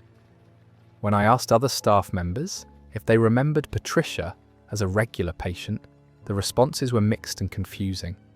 Some nurses insisted they'd worked with her many times and could describe her personality and medical needs in detail. Others had no memory of her at all and seemed surprised when I showed them her extensive patient file. The most unsettling discovery came when I found Patricia's appointment cards in our filing system. These were physical cards that patients receive after each visit, with handwritten appointment dates and times. Patricia had dozens of these cards going back years, all filled out in Dr. Harrison's handwriting, confirming future appointments that had apparently taken place as scheduled. I brought this evidence to Dr. Harrison, who examined the appointment cards carefully. He confirmed that the handwriting was definitely his, and he recognized his typical abbreviations and scheduling patterns. But he had no memory of writing any of those cards or scheduling any of those appointments. Dr. Harrison decided to consult with his colleague, Dr. Martinez, who practices in the same building. When we explained the situation, Dr. Martinez said he remembered Patricia as one of Dr. Harrison's regular patients and had even consulted on some of her cases. He could describe her medical conditions and treatment history in detail. But when Dr. Martinez tried to access his own notes about Patricia's consultations, he couldn't find any records of their interactions. His computer showed no entries related to her care, and his physical files contained no documentation of the collaborative work he clearly remembered doing. We spent hours trying to piece together the evidence, but every lead created more questions. Patricia existed in our patient database, our billing system, our insurance records, and in the memories of some staff members. But she was completely absent from the recollections of the doctors who had supposedly been treating her for years. Patricia returned for a follow-up appointment the next week, and Dr. Harrison decided to treat her as he would any established patient, relying on the detailed notes in her file to guide the consultation. The appointment went smoothly, and Patricia seemed pleased with the continuity of care. After she left, Dr. Harrison updated her file with notes from the recent visit. His handwriting and clinical observations were consistent with the previous entries, as if he'd been treating Patricia all along, but he still had no personal memory of their relationship or any of their previous interactions. I've continued scheduling Patricia's regular appointments, and Dr. Harrison has been treating her based on the extensive records in our system. She's a pleasant patient who seems genuinely fond of Dr. Harrison and appreciative of the care she's been receiving for years. But the mystery remains unsolved. How can someone exist so thoroughly in our medical records and billing system while being completely absent from the memories of the people who supposedly created those records? It's like Patricia exists in the documentation of our practice, but not in the lived experience of the staff who should remember her. That story ends there. Having comprehensive medical records and billing history for a patient that nobody remembers treating is like discovering evidence of a parallel timeline running alongside your normal work life. Patricia clearly exists and has been receiving care, but somehow the memories of providing that care were never formed or have been selectively erased. It makes you wonder how many other patients might exist in the documentation without existing in the actual memories of their healthcare providers. Moving into our next story, here's an experience that involves a family heirloom with properties that seem to transcend the normal rules of photography and time. My great-grandmother left me her vintage camera when she passed away last year. It was a beautiful old film camera from the 1940s that she'd used to document family gatherings and special occasions throughout her life. The camera came with several rolls of undeveloped film and detailed instructions she'd written about proper exposure and development techniques. I've always been interested in photography, so I was excited to experiment with this vintage equipment and maybe capture some artistic images with authentic film grain and colouring. I loaded one of the old rolls of film and spent a weekend taking pictures around my neighbourhood, focusing on architectural details and natural lighting. When I took the film to be developed, I expected to see the typical results of amateur photography with vintage equipment. But when I picked up the prints, I was shocked by what I found. Mixed in with my neighbourhood photos were pictures I had never taken, showing people and places I didn't recognise. One image showed a family gathered around a dining table for what appeared to be a holiday meal. The clothing and hairstyle suggested the photo was from several decades ago, but the image quality was identical to my recent photographs. Another picture showed children playing in a backyard that wasn't anywhere I'd been. I assumed there had been some kind of mix-up at the photo lab, but when I checked the negative strips, these mysterious images were definitely on the same roll of film I'd shot. They were interspersed with my own photographs in the exact sequence I remembered taking them. The photo lab technician confirmed that all the images had come from a single roll of film and that there was no evidence of double exposure or technical errors. According to the timestamps on the negatives, the mysterious family photos had been taken at the same time as my neighbourhood pictures. I decided to experiment further by loading another roll of the vintage film and taking more pictures. This time, I carefully documented each shot I took, writing down the subject, location, and approximate time for every exposure. I wanted to see if the same phenomenon would occur again. When this second roll was developed, it contained even more mysterious images mixed in with my documented photographs. There were pictures of what appeared to be family reunions, birthday parties, and casual gatherings, all featuring people I'd never seen before, but who seemed oddly familiar. The strangest discovery was that some of these mystery photos showed the same people at different ages, as if I was somehow capturing images from multiple time periods within their lives. One roll might contain a picture of a young couple at their wedding, followed by images of the same people as elderly grandparents surrounded by children. I brought the photographs to my great-grandmother's sister, thinking maybe she could identify the people in the mystery images. When she saw the pictures, she became very emotional and said they showed family members and events from decades past, including relatives who had died long before I was born. My great-aunt pointed out specific people in the photographs and told me their names and stories. There was my great-great-grandfather as a young man, my great-grandmother's siblings during their childhood, and even family friends who had been important parts of their lives in the 1920s and 1930s. What made this even more impossible was that, according to my great-aunt, many of these photographs showed events that had never been documented before. She recognized the people and could place the time periods based on their ages and clothing, but she insisted no one had been taking pictures at those particular gatherings. My great-aunt explained that cameras were expensive and film was precious during those earlier decades, so family photos were usually reserved for major occasions like weddings or graduations. The casual, everyday moments I was somehow capturing had never been photographed because people couldn't afford to waste film on routine family activities. I continued using the vintage camera, and each roll produced the same mixture of my contemporary photos and these historical family images. The mystery pictures seemed to follow a chronological pattern, showing the progression of my family's history across multiple generations.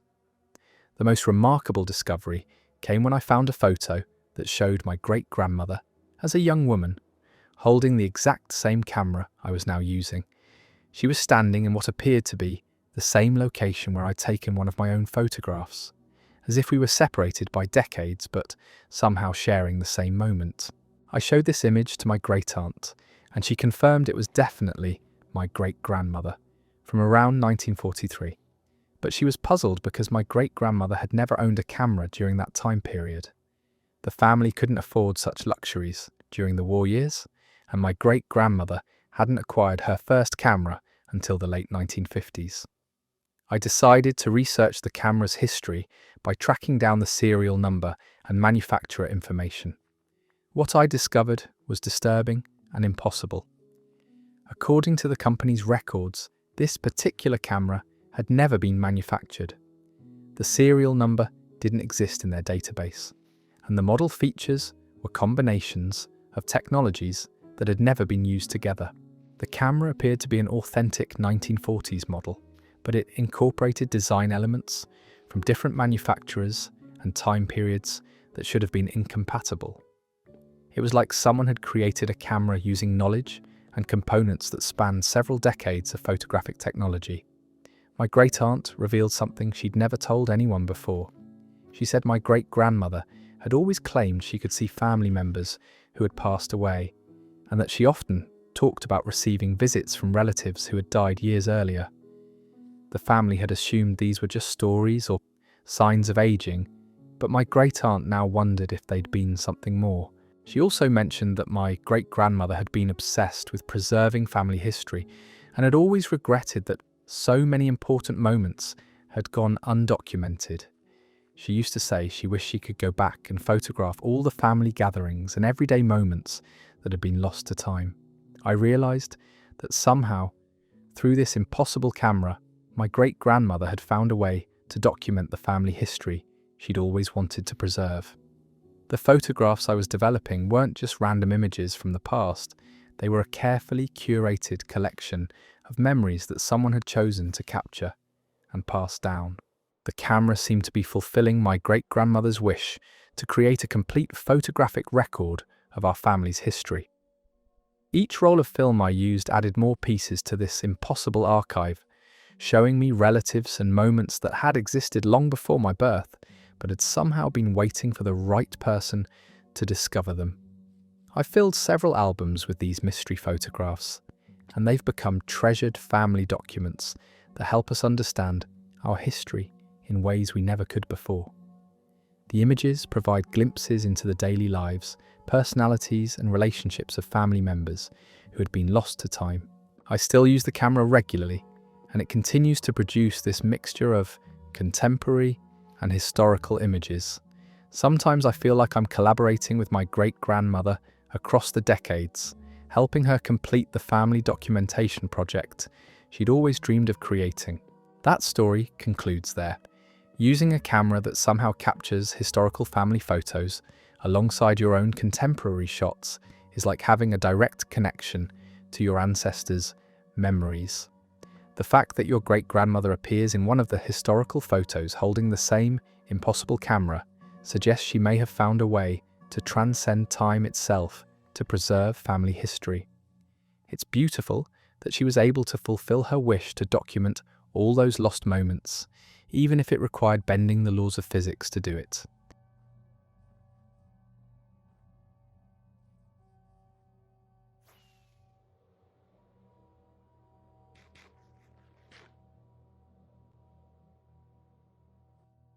Our next story comes from someone who experienced something that still haunts them years later. I work the night shift at a 24-hour gas station in a small town outside Denver. It's usually pretty quiet. Just the occasional trucker stopping for coffee and energy drinks. Maybe some college kids buying snacks after a night out. I've been working this job for about 3 years now, and I thought I'd seen everything until last Tuesday night changed my perspective on reality completely. It was around 2:30 in the morning when this woman walked in. She looked to be in her mid-30s, wearing a blue winter coat and jeans. Nothing unusual about her appearance, just a normal customer. She walked straight to the coffee station and started filling up a large cup. I went back to restocking the cigarette display behind the counter. About 5 minutes later, I heard the bell above the door chime, and I looked up to see the same woman walking in again.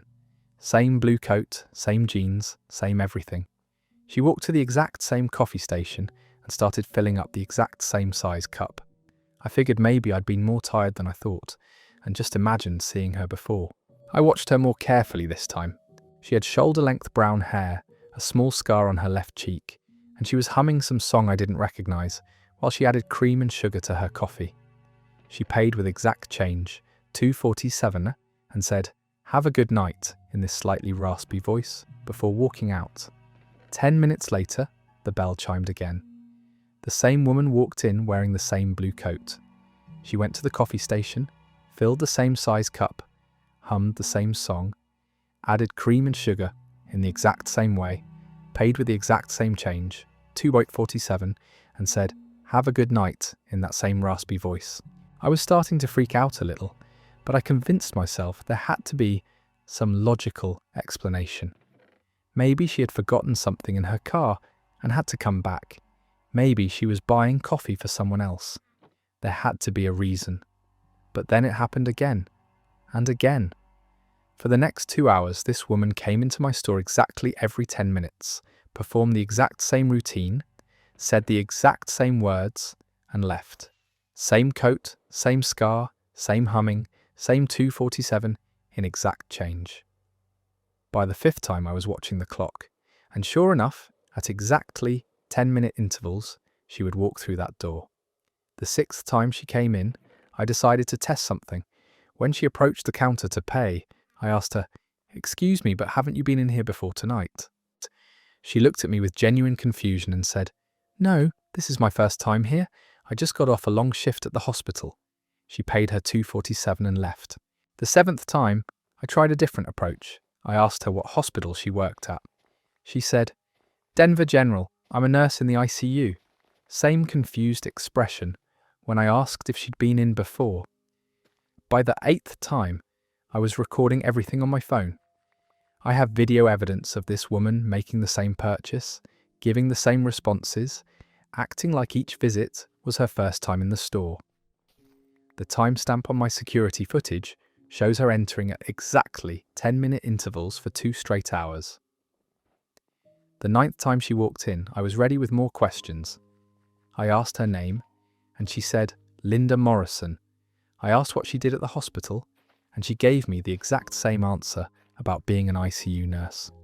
When I showed her the video on my phone of her previous visits, she stared at it with this blank expression and said, "That's impossible. I've never been here before." The 10th and final time she came in, something was different.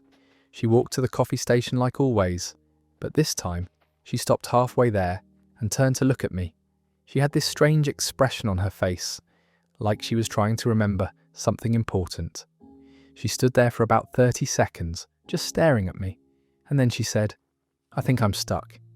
I asked her what she meant, and she said, "I keep trying to go home, but I always end up here.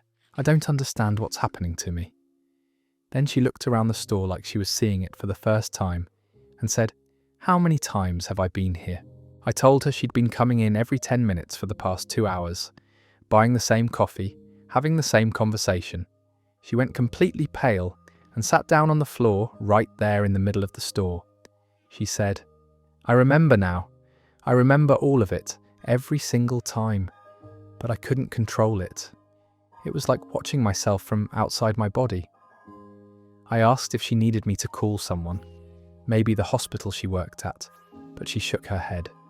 She said, "I don't think I work at any hospital. I don't think any of this is real." Then she stood up, walked to the door, and before leaving, she turned back and said, "Thank you for helping me remember. That was 6 months ago. I've never seen her again. I've asked around town, checked with Denver General and every other hospital in the area, but no one has ever heard of Linda Morrison. The security footage from that night shows her clear as day, but when I try to show people the video, they say they can't see anyone in the footage except me talking to empty air. I still work that same shift, and I still think about that night constantly. Sometimes, I wonder if I was the one who was stuck in some kind of loop, imagining the same customer over and over, but I have the video evidence, even if no one else can see what I see. I know it happened. I know Linda Morrison was real, even if she apparently never existed. That story's absolutely chilling because there's something so unsettling about being trapped in a loop without realizing it until the very end. The fact that security footage shows her clear as day, but other people can't see her in the video makes it even more disturbing. It's like she existed in some kind of pocket dimension that only the night shift worker could access. The detail about her saying, "I think I'm stuck," gives me goosebumps because it suggests she became aware of her situation, which somehow makes it both more real and more terrifying. Moving on to our next story, this one comes from someone who experienced a glitch that completely altered their understanding of time itself. I'm a delivery driver for a local pizza place, and I've been doing this job for about 4 years. I know every street in this city like the back of my hand, every shortcut, every traffic pattern. What happened to me 3 weeks ago has me questioning whether I know anything at all. It was a Friday night around 9:30 p.m. when I got an order for 1247 Maple Street. I'd delivered to that address dozens of times before. It's a small blue house with a white picket fence, usually ordered by an elderly man named Robert, who always tips exactly $3 and asks about my family. Simple delivery, nothing unusual. I loaded the pizza into my delivery bag and headed out. The drive to Maple Street normally takes about 12 minutes from our location. I know because I've timed it before during slow nights. I took my usual route. Main Street to Oak Avenue, then a right on Elm, and finally a left onto Maple, standard route that I could drive with my eyes closed. But when I turned onto Maple Street, something was wrong. Instead of the familiar row of small houses I'd seen hundreds of times, there was nothing but empty lots overgrown with weeds and a few old foundation stones scattered around. No houses, no street numbers, no white picket fence, just vacant land that looked like it had been empty for decades. I thought maybe I'd taken a wrong turn somehow, even though that seemed impossible, given how well I knew the area. I pulled over and checked the GPS on my phone. It clearly showed I was on Maple Street, exactly where I was supposed to be.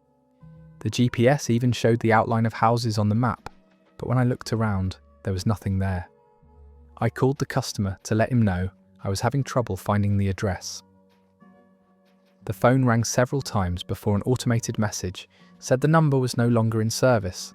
I tried calling again, thinking maybe I'd dialed wrong, but got the same message. I drove back to the pizza place to report the problem. When I walked in, my manager looked confused and asked where I'd been. I told him I couldn't find the address on Maple Street because there were no houses there. He pulled up the order on the computer and showed me the screen. According to the system, the order had been placed 6 hours earlier at 3:30 p.m, not 9:30 p.m. like I remembered. The timestamp on the order, the credit card processing, everything showed 3:30. But I clearly remembered taking the order at 9:30 because I'd just finished my dinner break. My manager said I'd left for the delivery at 3:45 p.m. and that everyone had been looking for me because I'd been gone for almost 6 hours. He showed me the security footage of me leaving with the pizza at 3:45, but I had no memory of that. In my mind, I'd just left 20 minutes ago. The really weird part was that the pizza in my delivery bag was still hot. Not warm, not room temperature, but hot like it had just come out of the oven. After supposedly being in my car for 6 hours, it should have been ice cold. I drove back to Maple Street the next day during daylight hours. The street was exactly as I remembered it. Small houses, white picket fences, normal neighbourhood. 1247 Maple Street was the blue house I'd delivered to so many times before. I knocked on the door and Robert answered. I asked him if he'd ordered pizza the day before, and he said yes, but that no one ever delivered it. He said he'd called the restaurant around 7 p.m. to complain, and they'd given him a refund and a credit for a free pizza. He seemed annoyed about the whole thing. But here's what really bothers me. Robert looked different, older somehow. When I mentioned that I'd delivered to him many times before, he said he'd never seen me in his life. He'd been living at that address for 30 years and always ordered from Tony's Pizza across town, never from our place. I checked our delivery records when I got back to work. According to our system, we'd never delivered to 1247 Maple Street before that day. No history of orders, no customer profile for Robert, nothing. But I have clear memories of delivering there dozens of times, always the same $3 tip, always the same questions about my family. The other drivers at work confirmed that they'd never delivered to that address either. They said Maple Street was outside our normal delivery zone, and that they'd never even heard of anyone named Robert ordering from our store. I started questioning everything after that. I wrote down every detail I could remember about my previous deliveries to Robert's house. What he wore, what he said, what the inside of his house looked like when he opened the door. I had vivid, specific memories of at least 20 different interactions with him, but according to everyone else, none of it ever happened. The computer records, the security footage, my co-workers' memories, everything contradicted what I knew to be true. It was like those 6 hours existed in some alternate timeline that only I experienced. The strangest part is that I still have the pizza. It's been sitting in my freezer for 3 weeks now, and it's still as fresh as the day it was made. No freezer burn, no deterioration, like time stopped affecting it completely. Sometimes I take it out and look at it, trying to understand how something can exist as proof of an event that apparently never happened. I quit the delivery job last week because I couldn't handle the uncertainty anymore. Every time I drove past Maple Street, I'd see the houses that everyone else saw, but I'd also remember the empty lots I saw that night, like two different realities occupying the same space, and I was somehow caught between them. The missing 6 hours still bother me the most. Where did I go? What did I do? How did I experience something that left physical evidence, but no trace in anyone else's reality? I've started keeping a detailed journal of everything I do each day because I'm terrified of losing time again without realizing it. This story perfectly captures that unsettling feeling when your personal reality doesn't match the evidence around you. The detail about the pizza staying fresh for weeks is particularly haunting because it suggests those 6 hours existed in some kind of temporal bubble. The fact that Roberts had completely different memories and had apparently never met him before makes you wonder if the original timeline got overwritten somehow. It's the kind of experience that would make anyone question their grip on reality. Our next story involves someone who discovered that their childhood memories might not be as solid as they thought. I grew up in a small town in Ohio, and like most kids, I spent countless hours exploring the neighborhood with my best friend Casey. We had this routine every summer where we'd ride our bikes to the old mill pond about half a mile from my house. It was our secret hideout, a place where we'd spend entire afternoons skipping stones and catching tadpoles. The mill pond was surrounded by these massive oak trees that had to be at least 100 years old. There was an old wooden dock that extended about 10 feet into the water, and we'd sit on the edge with our feet dangling in the cool water. The whole area felt magical to us as kids, like something out of a fairy tale. Casey and I probably visited that pond 3 or 4 times a week every summer for about 5 years, from when we were 8 until we were 13, and started getting interested in other things. We carved our initials into one of the oak trees, built a small fort out of fallen branches, and even buried a time capsule near the shore that we planned to dig up when we turned 18. When I was 25, I decided to move back to my hometown after finishing graduate school. I was feeling nostalgic and wanted to reconnect with my roots. One of the first things I planned to do was visit the old mill pond and maybe even look for that time capsule Casey and I had buried. I drove to where the pond should have been, following the same route I'd taken on my bike hundreds of times as a kid. I remembered every turn, every landmark, every detail of the journey. But when I got to the location, there was nothing there except an empty field. Not an empty lot where a pond had been drained, but a field that looked like it had been farmland for decades. There were no massive oak trees, no old dock, no mill pond, just corn growing in neat rows as far as I could see. I thought maybe I'd gotten confused about the location, so I drove around the entire area systematically. I checked every possible spot where the pond might have been, but found nothing. I even asked at the local gas station if they knew about any mill pond in the area. The clerk, who'd lived there his whole life, said there had never been any mill pond anywhere near town. Confused and a little upset, I decided to call Casey. We'd stayed in touch over the years, though not regularly. When I told him about trying to find the mill pond, there was a long silence on the other end of the phone. Finally, Casey said, "What mill pond? I don't know what you're talking about." I started describing our childhood adventures there. The oak trees, the dock, our time capsule, the initials we'd carved. Casey listened patiently and then said, "I think you're confusing me with someone else. We never did any of that stuff together. I don't remember any pond." I was shocked. I started going through specific memories, trying to jog his memory. I reminded him about the day we saw a family of ducks swimming near the shore, about the time he fell off the dock and got his sneakers soaked, about the afternoon we spent collecting smooth stones to skip across the water. Casey sounded genuinely confused and a little concerned. He said, "I remember hanging out with you as kids, but we usually just played video games at your house or rode our bikes around the neighborhood. I have no memory of any pond or any of the things you're describing." I hung up feeling completely disoriented. I had vivid, detailed memories of hundreds of hours spent at that mill pond. I could remember the smell of the water, the sound the wind made through the oak leaves, the feeling of the sun on my back as we sat on the dock, but apparently none of it ever happened. I called my parents and asked them about the mill pond. They said they'd never heard of any mill pond near our house. When I described the location, my dad said that area had been farmland for as long as he could remember, probably since before the town was founded. Desperate for some kind of confirmation, I went to the local library and looked through old maps and historical records. I found maps dating back to the 1800s, and none of them showed any mill or pond in that area.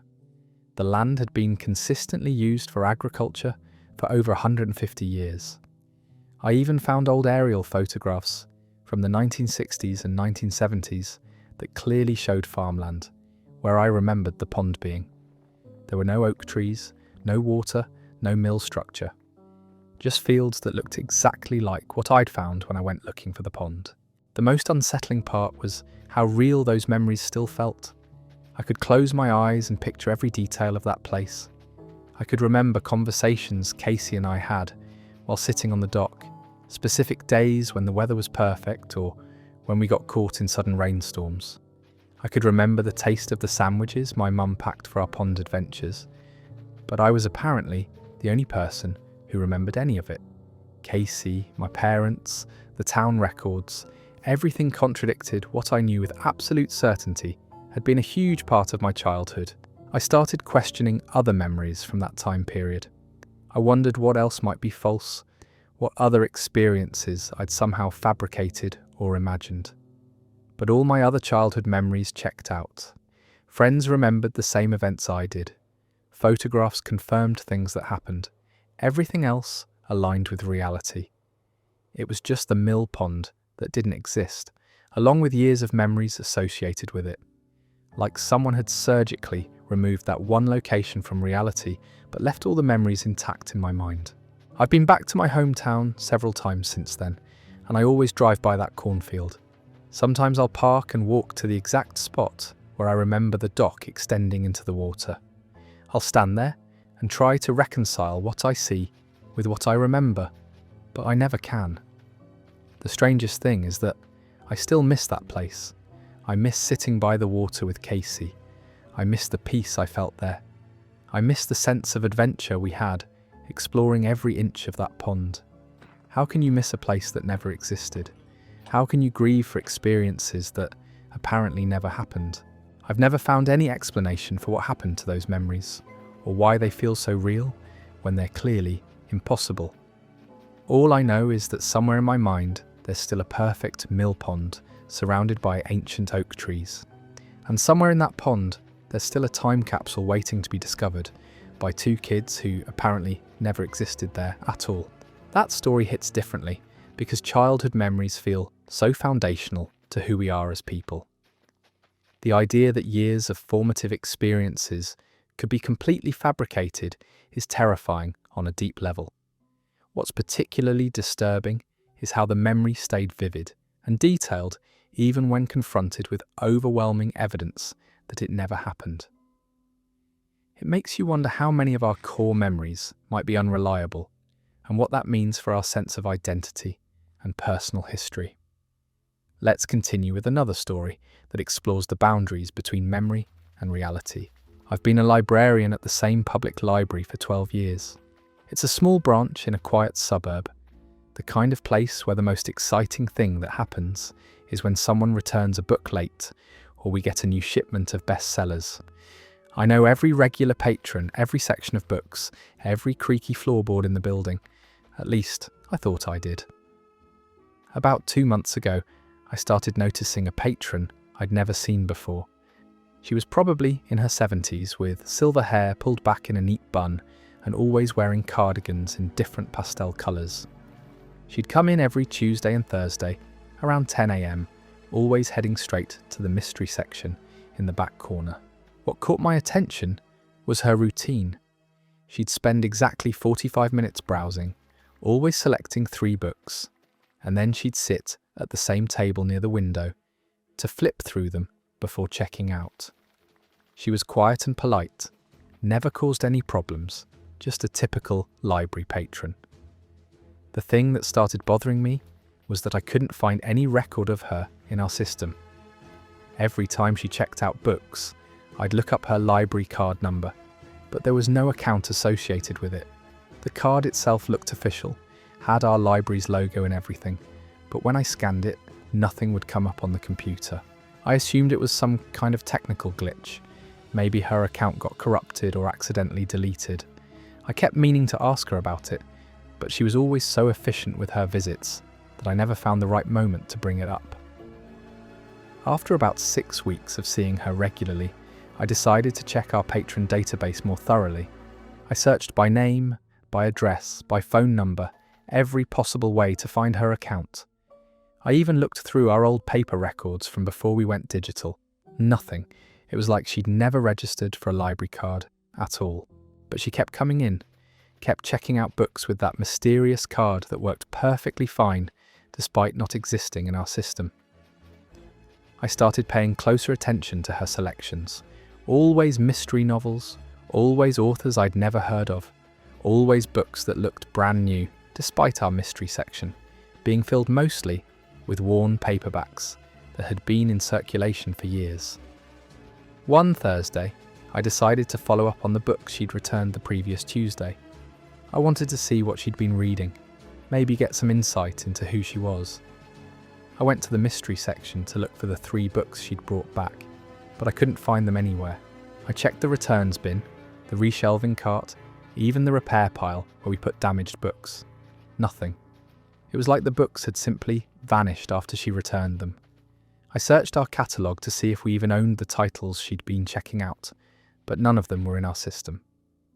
The next Tuesday, I was ready for her. When she came to check out her usual 3 books, I asked to see the titles.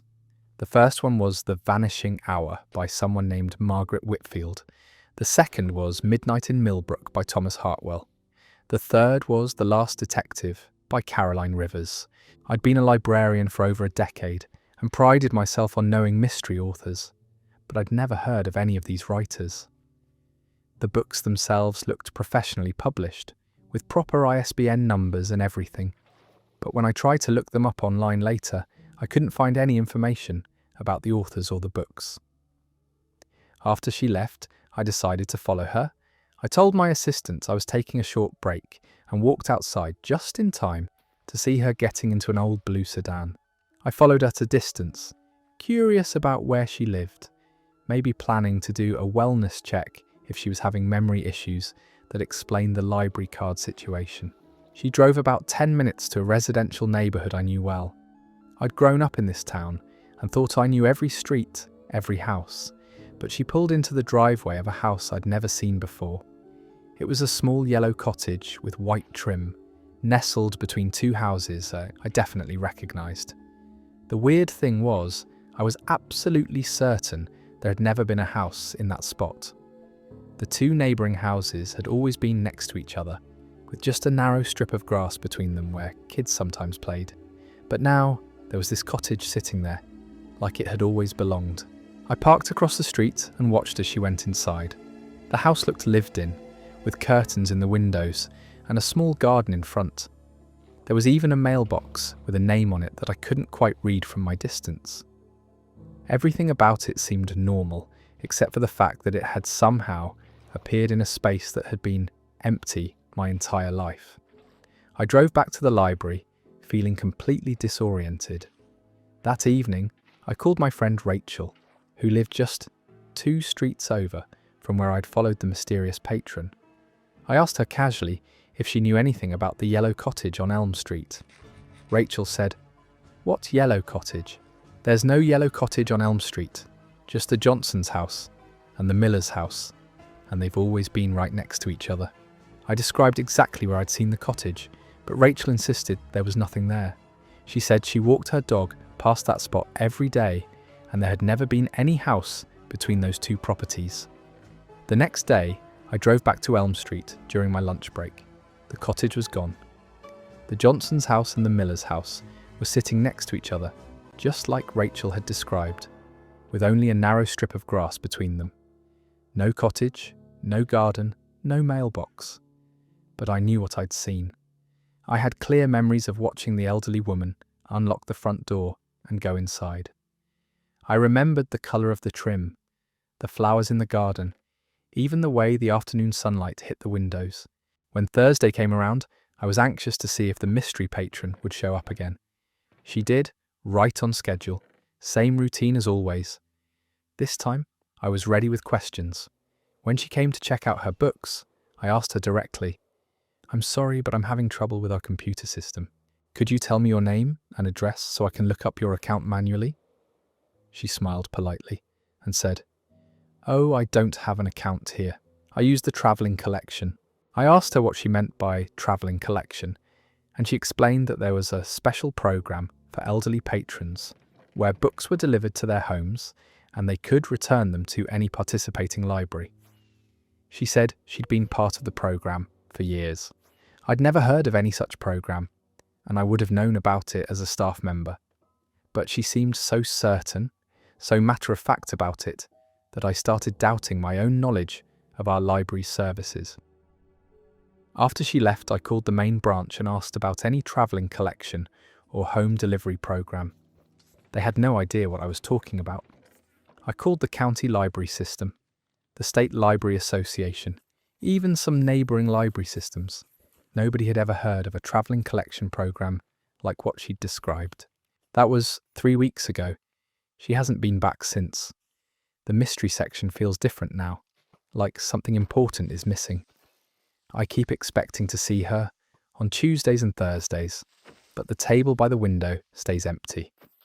I've driven past Elm Street several more times, but I never see the yellow cottage. Just the two houses with their strip of grass, exactly like it's always been. Sometimes I wonder if I imagined the whole thing, but I still have the mental image of that cottage burned into my memory. The strangest part is that I miss her, even though I never knew her name or had a real conversation with her. There was something comforting about her routine, her quiet presence in the library. Now that she's gone, I realise how much her mysterious visits had become part of my own routine. I still check our system every few days, hoping to find some record of her, some explanation for how she could check out books that didn't exist with a library card that wasn't in our database. But there's nothing. It's like she was never there at all, except for the fact that I remember her so clearly. Sometimes I wonder if she'll come back, if I'll see her again browsing the mystery section with her careful, methodical approach to book selection. But I have a feeling that whatever door she walked through to reach our library has closed permanently, and I'll never understand what I witnessed during those 8 weeks when reality seemed to bend around one elderly woman and her impossible books. That story gives me chills because libraries are supposed to be such grounded, orderly places where everything has a system and makes sense. The idea of someone existing in the gaps of that system, checking out books that don't exist with credentials that don't work, feels like a glitch in the most fundamental kind of reality. The disappearing house just makes it even more unsettling, like she existed in some parallel version of the town that occasionally overlapped with the real one. Here's our next story from someone who discovered that their daily commute might not be as predictable as they thought. I take the same train to work every morning. The 7:42 Red Line from Porter Station into downtown Boston. I've been making this exact commute for 4 years, and I know it like clockwork. 23 minutes, door to door, 8 stops, same routine every single weekday. The train is usually pretty crowded during rush hour, but I've learned to position myself on the platform so I can get a seat in the third car from the front. There's this one spot by the window where I sit every day, and I've gotten to recognise the other regular commuters who have their own preferred seats and routines. 3 months ago, something changed, but it took me weeks to realise what was happening. It started with small things that I dismissed as tiredness or not paying attention.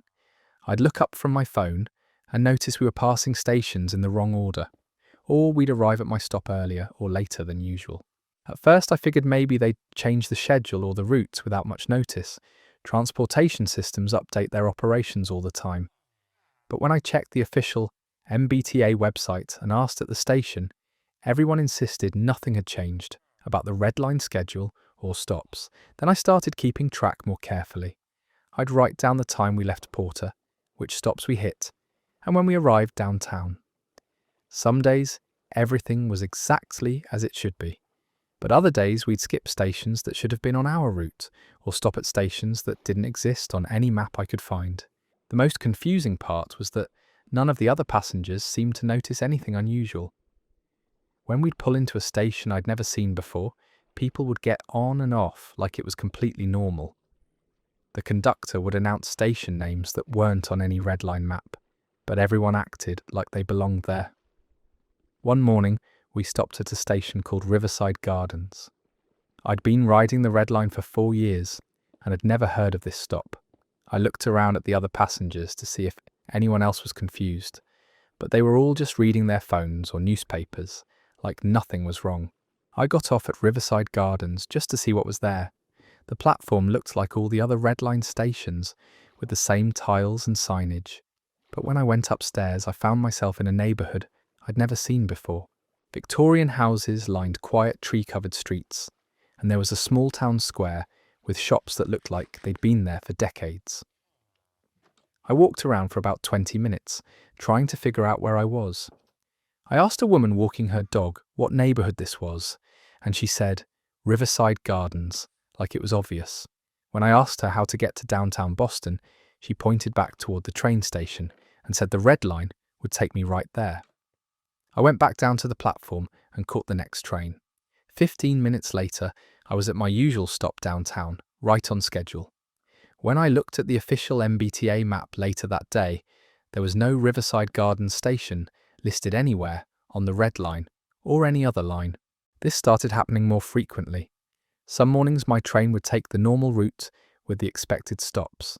Other mornings, we'd detour through stations that shouldn't exist, travelling through parts of the city I'd never seen, despite living in Boston for over a decade. I tried talking to other passengers about it, but they'd look at me like I was crazy. One man I'd seen on my train hundreds of times insisted we were on the Green Line, not the Red Line, even though we were clearly on a Red Line train, with Red Line signage everywhere. Another morning, we stopped at a station called Millfield Junction. When I got off to explore, I found myself in what looked like a small New England town from the 1950s.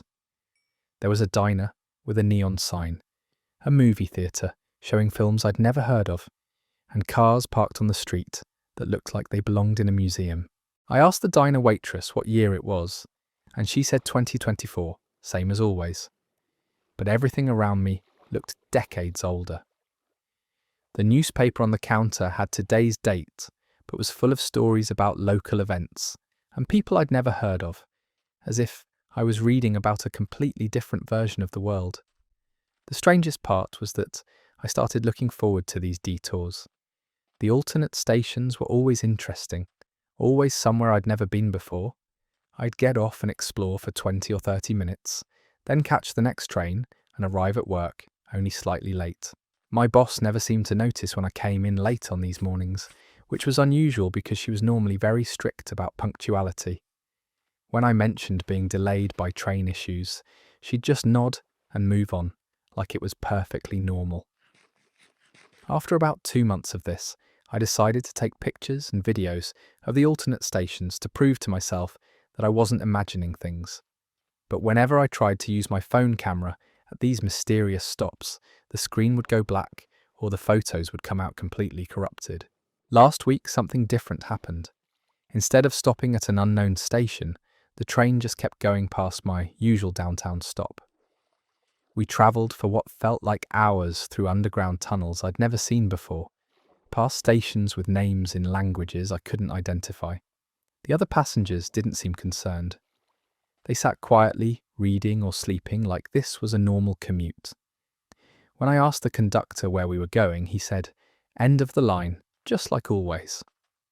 Eventually, we emerged from underground into daylight, and I could see we were in countryside I didn't recognise. Rolling hills, farmland, small villages in the distance, nothing that looks like it could be anywhere near Boston. The train finally stopped at a station that was just a simple platform in the middle of nowhere. The sign said "Last Stop" in plain black letters. All the other passengers got off and walked away across a field toward a cluster of buildings on the horizon.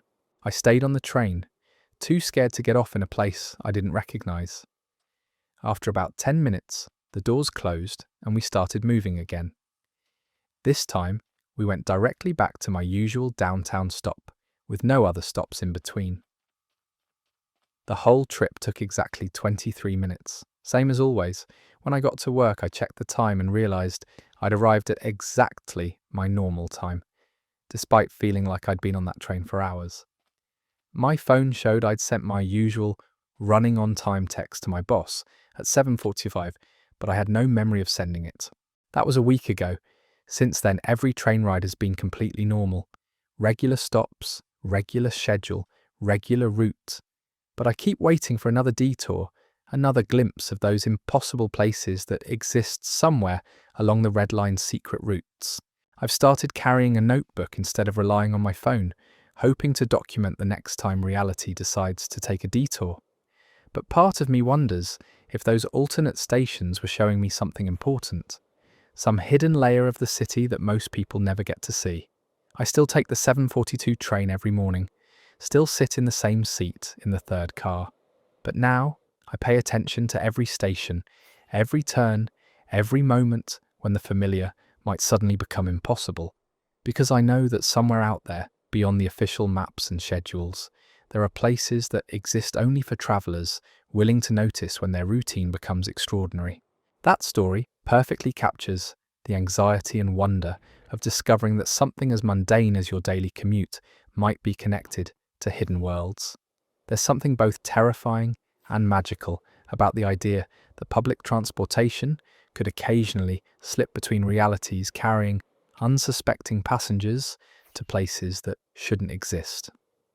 The detail about other passengers acting completely normal while visiting impossible locations makes you wonder how many people might be living parallel experiences without realizing it. Let's move into our next story about someone who found out their neighborhood had some very unusual properties. I've lived in the same neighborhood for 15 years, a quiet residential area about 30 minutes outside Portland. It's the kind of place where everyone knows each other. Kids ride their bikes safely down tree-lined streets, and the biggest excitement is usually someone's garage sale or a new family moving in. I thought I knew every house, every street corner, every shortcut through the area, until I started noticing things that didn't make sense. It began about 6 months ago, when I was walking my dog Rex on our usual evening route. We always take the same path. Down Birch Street, left on Maple Avenue, around the small park at the end of the block, then back home via Oak Drive. It's a 20-minute walk that we've done almost every night for years. But that Tuesday evening, something was different. When we turned left onto what should have been Maple Avenue, the street looked completely wrong. Instead of the familiar row of colonial-style houses with their neat front lawns, there was a street I'd never seen before. The houses were older, Victorian-era homes with elaborate gingerbread trim and wraparound porches. The street sign still said Maple Avenue, but everything else was completely different. I stood there confused, wondering if I'd somehow gotten turned around. But I could see Birch Street behind me, and the park was still visible at the end of the block where it should be. It was definitely Maple Avenue, but it was like someone had replaced every single house overnight. Rex didn't seem bothered by the change. He sniffed around the new sidewalk like he'd been walking this route his entire life.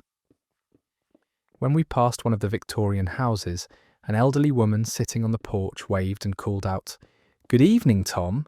How's Rex doing tonight?" I waved back automatically, but I'd never seen this woman before in my life. She knew my name and my dog's name, but I had no idea who she was. When I got home, I asked my wife Linda if she knew anything about construction or renovation work happening on Maple Avenue. Linda looked at me strangely and said, "What are you talking about? Maple Avenue has always had those Victorian houses. The Hendersons live in the blue one. The Patels are in the yellow one, with the big porch. You've been walking past them for 15 years. I was completely baffled. I had clear memories of the colonial houses that had been there the day before, but Linda was describing the Victorian houses I'd just seen. When I insisted that the street had changed, she suggested maybe I was just tired and not paying attention. The next evening, I took the same route deliberately, paying close attention to every detail. The Victorian houses were still there, looking like they'd been part of the neighbourhood for decades. The elderly woman was on her porch again and waved like we were old friends. This time, I stopped to talk to her. I asked how long she'd lived in the neighbourhood, and she said 43 years. She mentioned watching me move in 15 years ago, and how much she'd enjoyed seeing Rex grow from a puppy into such a well-behaved dog. I asked her about the houses that used to be on this street, trying to describe the colonial-style homes I remembered. She looked confused and said the Victorian houses had been there since the neighbourhood was built in the 1920s. She even offered to show me old photographs that proved it. When I got home, I went through my own photo albums looking for pictures that might show Maple Avenue in the background. I found several photos from neighbourhood barbecues and block parties over the years. In every single photo, the Victorian houses were clearly visible. There was no sign of the colonial houses I distinctly remembered. But the really strange part was that I could remember taking some of these photos myself, and in my memory, the colonial houses had been in the background. Now the same photos showed Victorian houses, but I had clear recollections of both versions. I started paying attention to other streets in the neighbourhood, wondering if more changes were happening that I wasn't noticing. Most everything looked exactly as it should, but occasionally I'd spot something that seemed wrong. A house painted a different colour than I remembered. A tree that was suddenly much larger or smaller than it should be. A driveway on the wrong side of a property. The changes were subtle and infrequent, but once I started looking for them, I couldn't stop. It was like the neighbourhood was slowly shifting around me, one small detail at a time. The worst part was that everyone else seemed to remember things the way they were now, not the way I remembered them being before. 3 months ago, I decided to test something.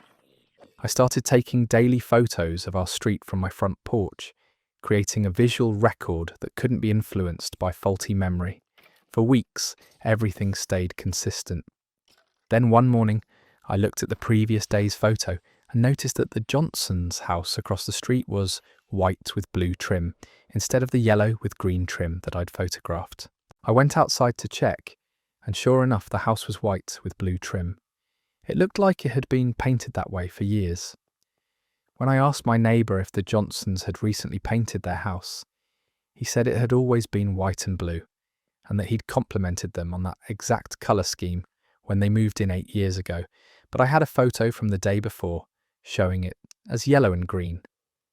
When I showed the photo to my neighbour, he looked at the screen and said, "Yeah, that's exactly what their house looks like, white with blue trim, just like I said." I was looking at a photo that clearly showed yellow and green, but he was seeing white and blue. Either my camera was malfunctioning in impossible ways, or we were looking at the same image and seeing completely different things. I started showing the photos to other neighbours, and everyone saw different things. Mrs. Peterson saw a red house with white trim. The teenage kid from down the street saw a grey house with black shutters.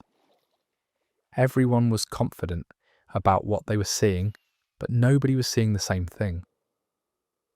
That's when I realised the changes weren't just happening to the neighbourhood, they were happening to perception itself.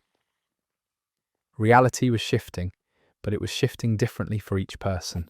We were all living in slightly different versions of the same place, and somehow my awareness of the changes was making me see the inconsistencies. Last month, I decided to walk a completely different route to see if the phenomenon was limited to my usual path. I headed toward the commercial district, about a mile away. Taking streets I rarely used, everything looked normal until I reached what should have been Main Street. Instead of the familiar strip of shops and restaurants, I found myself looking at a street I'd never seen before. There was an old-fashioned soda fountain, a bookstore with hand-painted signs, and a hardware store that looked like it belonged in a Norman Rockwell painting. The street sign said Main Street, but it was like I'd stepped back in time 50 years. I went into the soda fountain and ordered a Coke. The teenage girl behind the counter was wearing a uniform that looked vintage, and she served the drink in a glass bottle with a paper straw. When I asked what year it was, she looked at me strangely and said 2024. I paid with a credit card, and she ran it through a modern payment terminal, but everything else about the place felt like it was from a different era. The music playing was from the 1950s. The customers were dressed in clothing that seemed slightly out of time, and even the light coming through the windows had a different quality to it. When I walked back home, I took the exact same route I'd used to get there. But when I reached the spot where Main Street should be, I found the familiar strip of modern shops and chain restaurants. The soda fountain was gone, replaced by a Starbucks that had been there for as long as I could remember. I've stopped trying to make sense of what's happening to my neighbourhood. I've accepted that I'm living in a place where reality is fluid, where streets can change their architecture overnight, and everyone remembers things differently. The strange part is that I'm starting to enjoy the unpredictability of it. Every walk with Rex has become an adventure. I never know if we'll take our familiar route through the neighbourhood I've known for 15 years, or if we'll discover new streets that exist in the spaces between what used to be and what might become. Sometimes I think I'm losing my mind, but most of the time I feel like I'm the only one who gets to see all the different versions of home that exist simultaneously in the same space. Yesterday, I found a street that wasn't on any map, lined with houses that looked like they were made of candy and gingerbread. An old man sitting in a rocking chair waved and called me by name, even though I'd never seen him before. Rex wagged his tail, like he'd known the man his whole life.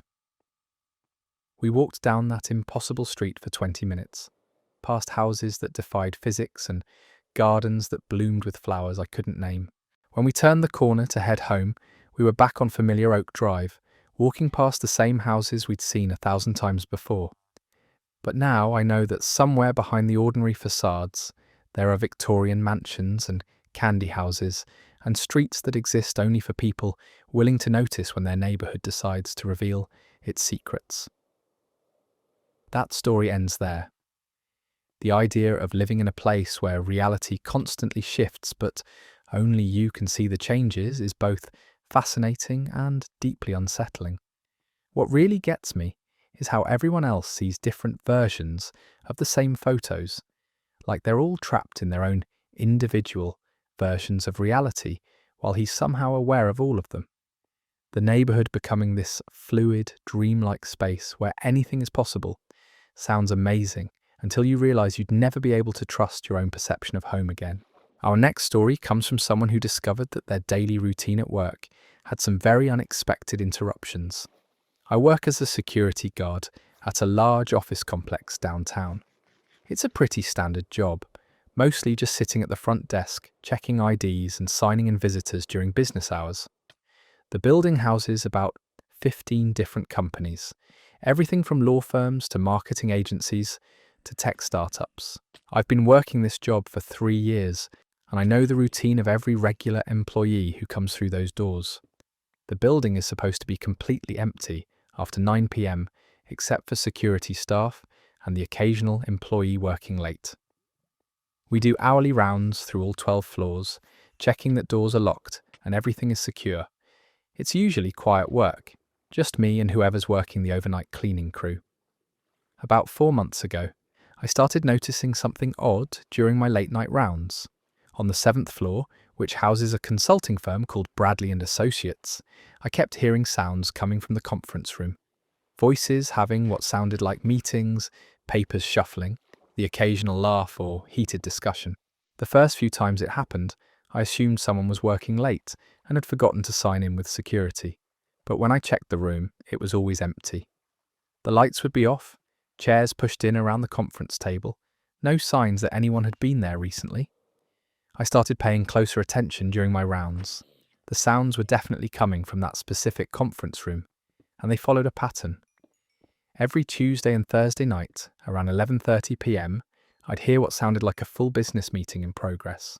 Voices I didn't recognise discussing projects and deadlines, and quarterly reports.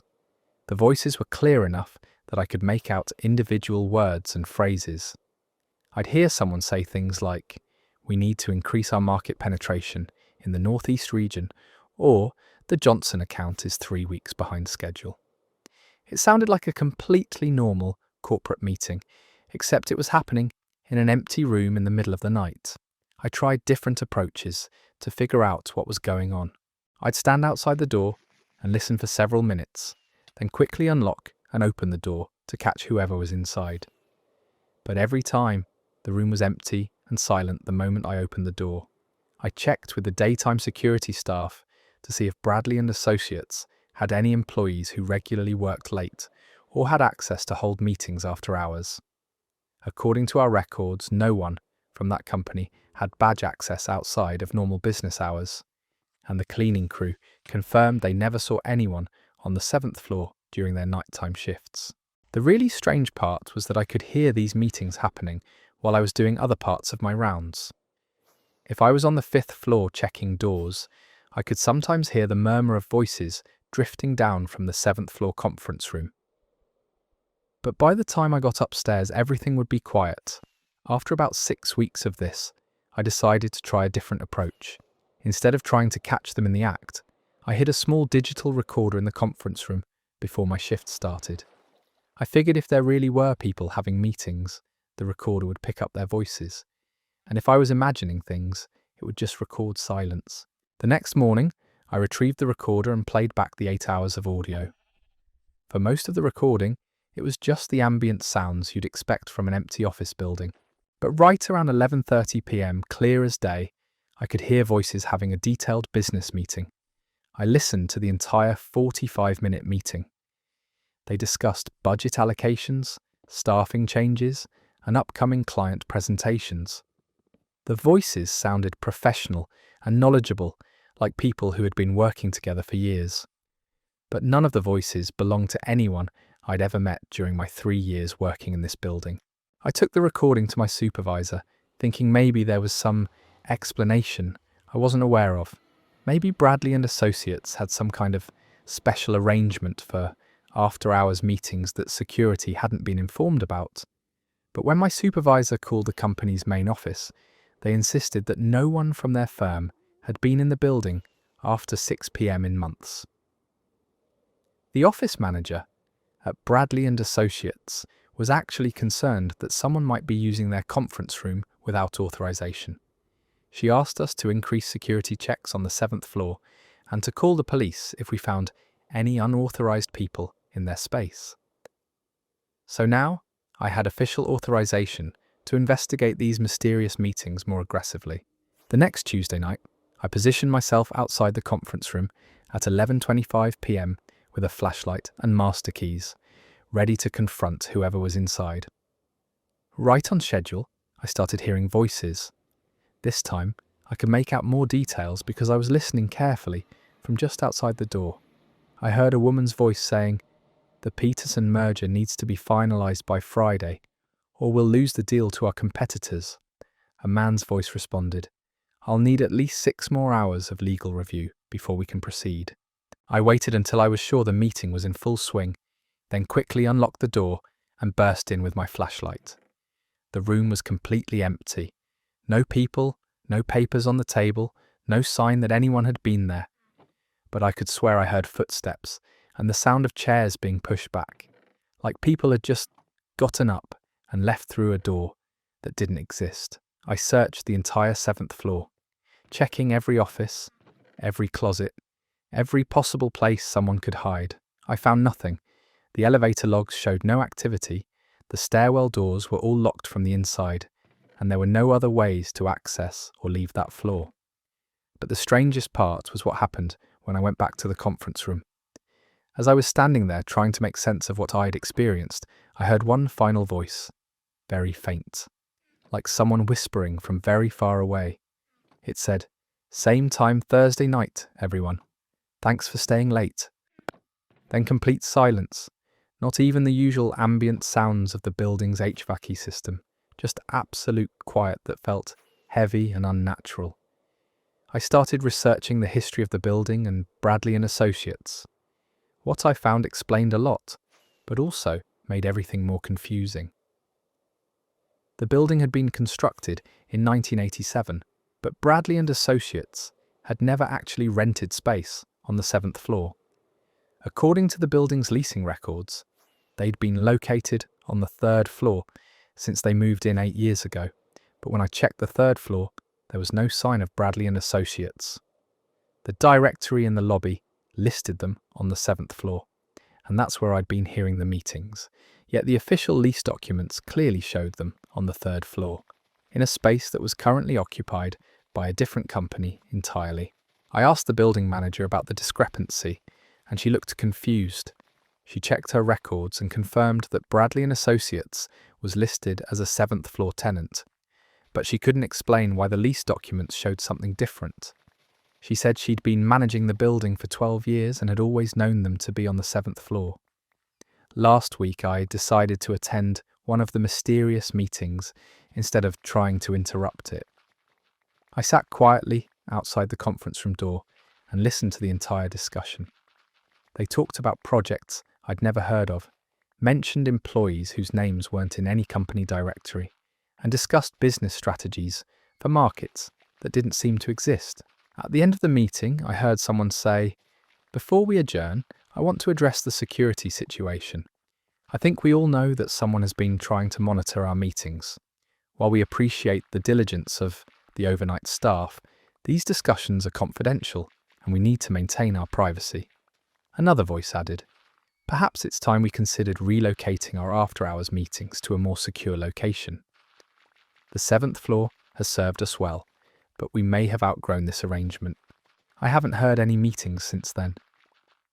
The 7th floor conference room has been completely silent during my rounds for the past week.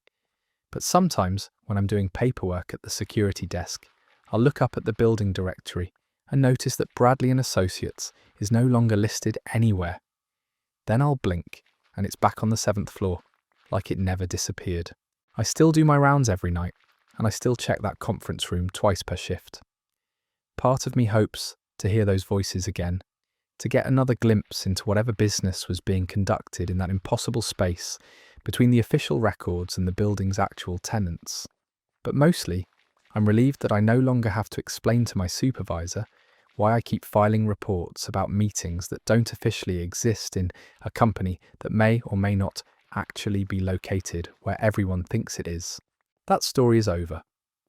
The idea of phantom business meetings happening in empty conference rooms is somehow both mundane and terrifying at the same time. What really bothers me is how the company existed in the building directory, but not in the lease records, like reality couldn't decide where they actually belonged. The fact that they seemed aware of being monitored and decided to relocate their impossible meetings makes you wonder how many other businesses might be operating in the spaces between what's officially documented and what actually exists. Let's continue with a story about someone who found that their morning coffee routine led to some very unexpected discoveries. I work as a barista at a small independent coffee shop called The Daily Grind. We're located in a busy downtown area, and we get a steady stream of regular customers who come in at the same time every day for their usual orders. I've been working there for 2 years, and I pride myself on remembering everyone's preferences. The businessman who wants a double shot Americano at exactly 7:15 a.m. The college student who orders a vanilla latte with oat milk every Tuesday and Thursday. The elderly woman who comes in for decaf and a blueberry muffin at 9:30 sharp. About 3 months ago, I started noticing a new regular customer. He was probably in his 40s, always wore a grey wool coat, and ordered the same thing every morning. Medium dark roast black, no sugar. He'd come in around 8 a.m, pay with exact change, and leave without saying much beyond "thank you." What made him memorable wasn't his order or his routine, but the fact that he aged visibly every day. Not gradually like normal people, but noticeably. The first day I served him, he looked like he was in his early 40s. By the end of the first week, he looked closer to 50. After 2 weeks, he appeared to be in his 60s, with grey hair and deep wrinkles around his eyes. I thought maybe I was just paying more attention to details I'd missed initially. Or perhaps he was going through a stressful period that was taking a physical toll. But the changes were too dramatic and consistent to be normal aging or stress-related deterioration. By the 3rd week, he looked like he was in his 70s. His hair had turned completely white, his back was more hunched, and he moved with the careful, measured steps of someone much older than the man who'd first walked into our shop. But he still ordered the same coffee, still paid with exact change, still followed the exact same routine.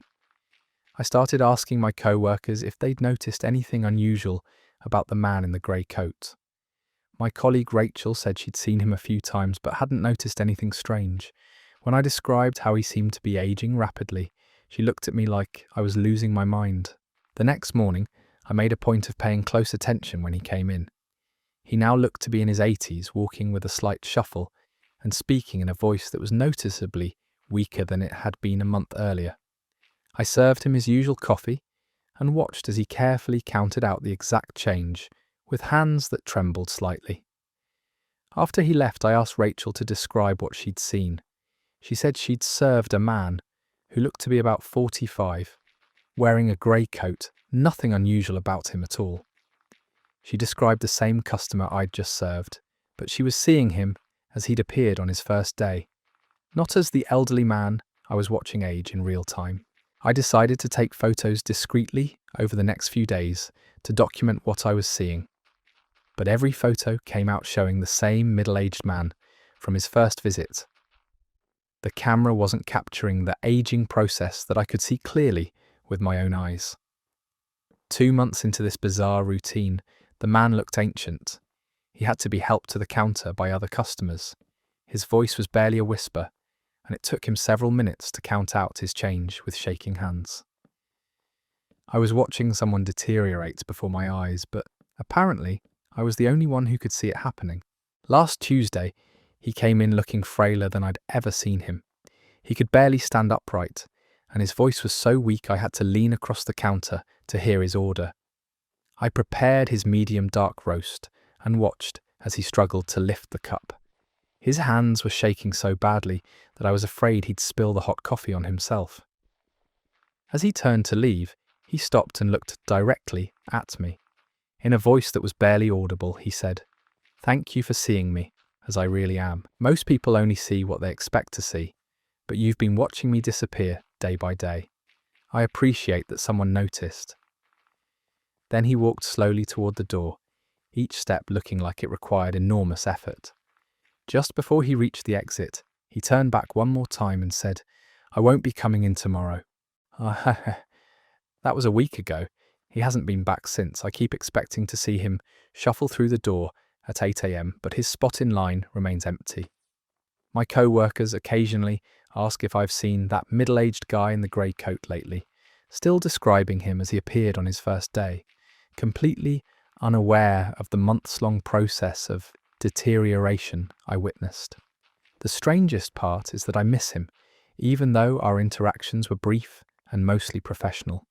There was something profound about being the only person who could see what was happening to him, the only witness to whatever process was causing him to age decades in a matter of weeks. I've started paying closer attention to all our regular customers, wondering if there are other people experiencing impossible changes that only certain observers can detect. So far, everyone else appears to be aging normally, following the predictable patterns of time that make sense in our ordinary world.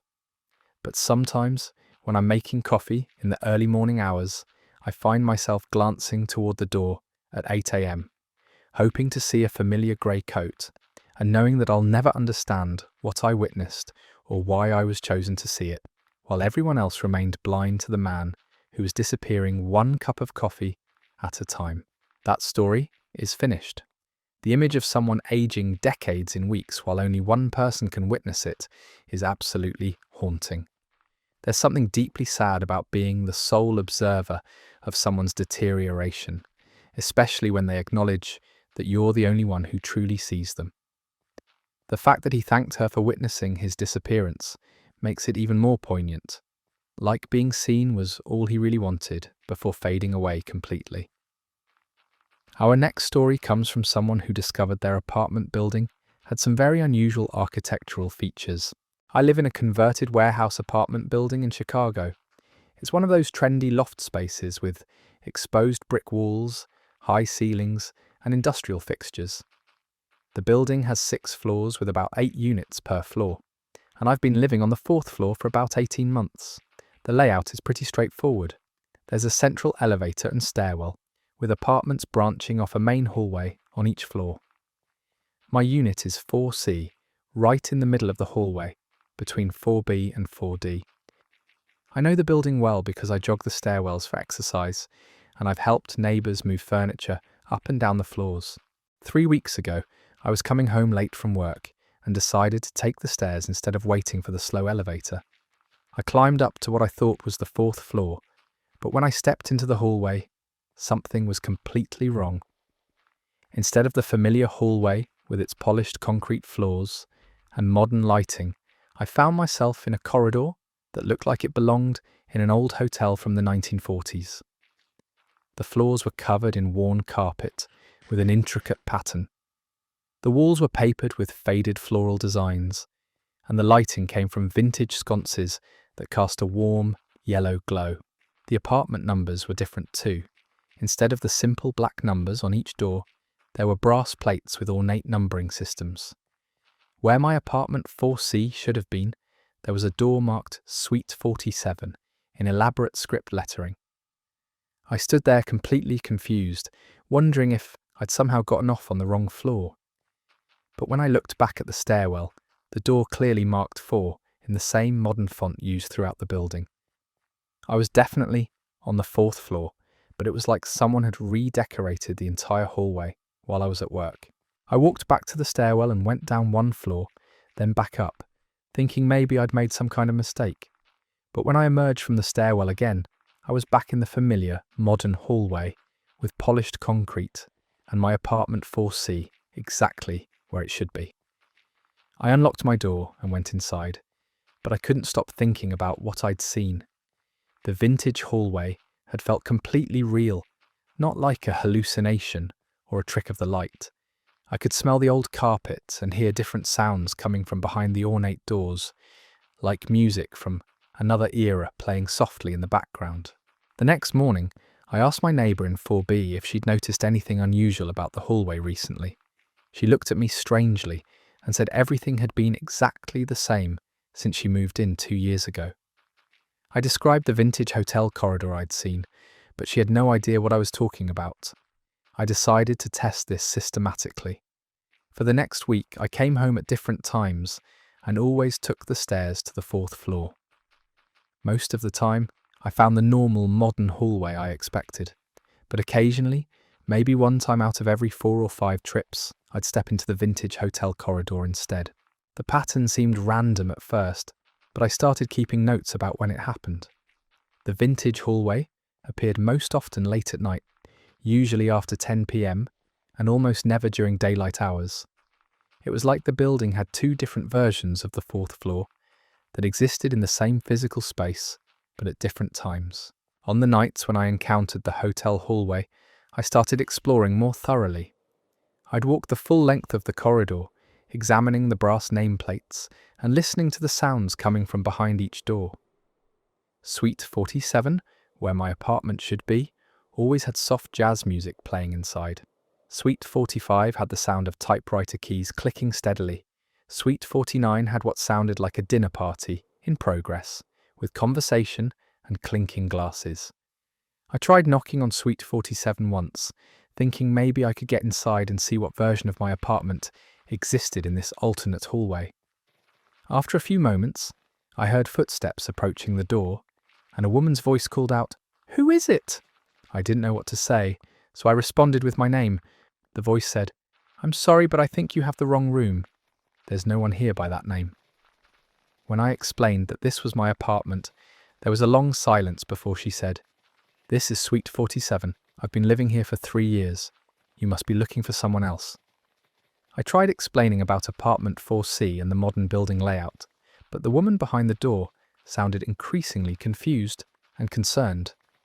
Finally, she said she was going to call the front desk if I didn't leave immediately. I went back to the stairwell, and when I emerged again, I was in the familiar modern hallway. I unlocked apartment 4C with my regular key and went inside to find everything exactly as I'd left it. 2 weeks ago, I encountered something new. Instead of finding either the modern hallway or the vintage hotel corridor, I stepped out of the stairwell into what looked like an unfinished construction zone. The walls were bare concrete. There were construction materials scattered around, and exposed electrical wiring hung from the ceiling. The apartment doors were just rough openings covered with plastic sheeting. I could hear construction sounds coming from behind the plastic barriers, hammering, drilling, workers calling to each other, but when I checked the building directory later, there was no record of any construction or renovation work being done on the 4th floor. The construction version of the hallway appeared 3 more times over the following week, always late at night, when the sounds of work seemed particularly loud and active. I started wondering if I was seeing the building at different points in its timeline: the construction phase, the vintage hotel period, and the current modern apartments. Last Friday night, I encountered a fourth version of the hallway that I'd never seen before. This time, it looked abandoned and run down. The walls were water-stained and cracking. The ceiling tiles were missing in several places, and there was debris scattered across the floor. The apartment doors were boarded up with warnings about structural damage and safety hazards. I walked carefully down this deteriorating hallway, stepping around fallen ceiling tiles and pools of water from what appeared to be leaking pipes. When I reached where my apartment should be, instead of apartment 4C or suite 47, there was just a boarded-up opening with "Condemned" spray-painted across the plywood. The abandoned version felt different from the others. While the construction zone and hotel corridor had seemed actively inhabited, this version felt genuinely empty and forgotten. There were no sounds coming from behind the boarded doors, no signs of life anywhere in the deteriorating space. When I went back to the stairwell and climbed up again, I found the normal modern hallway and was able to enter my apartment as usual. But the abandoned version left me with an unsettling feeling that I couldn't shake. I've been living with this bizarre situation for 3 weeks now, never knowing which version of my floor I'll encounter when I come home. Sometimes I'll deliberately take the elevator just to avoid the uncertainty of the stairwell. But other times, I find myself curious about which timeline I might access next. Yesterday, I discovered that the phenomenon isn't limited to the 4th floor. When I tried accessing other floors via the stairwell, I occasionally found alternate versions of those hallways too. The 2nd floor sometimes appears as what looks like a 1960s office building with frosted glass doors and vintage furniture visible through the windows. The 6th floor occasionally transforms into what appears to be artist studios with skylights and easels visible through open doorways. It's like the entire building exists in multiple timelines simultaneously, and the stairwell serves as some kind of temporal access point that randomly connects to different versions of the same space. I'm the only resident who seems to experience this, possibly because I'm the only one who regularly uses the stairs instead of the elevator. I've stopped trying to understand why this is happening and started documenting each encounter in a detailed journal. Part of me hopes that eventually I'll find some pattern or logic to the temporal shifts, but mostly I've accepted that I'm living in a building where the past, present, and possible futures all occupy the same physical space, accessible to anyone willing to climb a few flights of stairs and see where they end up. That story is absolutely mind-bending because it takes something as mundane as walking to your apartment and turns it into a journey through time. The idea that a building could exist in multiple timelines simultaneously, accessible through something as simple as taking the stairs instead of the elevator, is both fascinating and terrifying. What really gets me is the condemned version of his floor, like he's seeing a possible future where everything falls apart. I'd probably become obsessed with mapping out all the different versions and trying to find the logic behind when each one appears. Let me close with one final story that brings us full circle to the nature of reality itself. I work as a night janitor at a science museum, and I've always found the job peaceful. There's something calming about walking through empty exhibits in the quiet hours after midnight, surrounded by displays about the natural world and human discovery. I've been working there for 5 years, and I thought I knew every inch of the building until last month, when I discovered that the museum has been teaching me things that shouldn't be possible. The museum has 3 main floors: natural history on the 1st floor, space and astronomy on the 2nd, and physics and technology on the 3rd. My routine takes me through each section systematically, cleaning floors, emptying trash bins, and making sure all the interactive displays are turned off for the night. About 6 weeks ago, I was cleaning the physics section on the 3rd floor when I noticed that one of the displays had changed. It was an exhibit about quantum mechanics that usually featured information about wave-particle duality and electron behavior. But that night, the display showed something completely different: detailed information about parallel universe theory, complete with mathematical equations I'd never seen before. I figured maybe the museum had updated the exhibit, and I just hadn't noticed during previous shifts. Science museums regularly refresh their displays to incorporate new discoveries and research. But when I came in the next night, the display was back to its usual quantum mechanics content. This started happening regularly throughout the museum. Exhibits would show completely different information during my night shifts, then revert to their normal content by morning.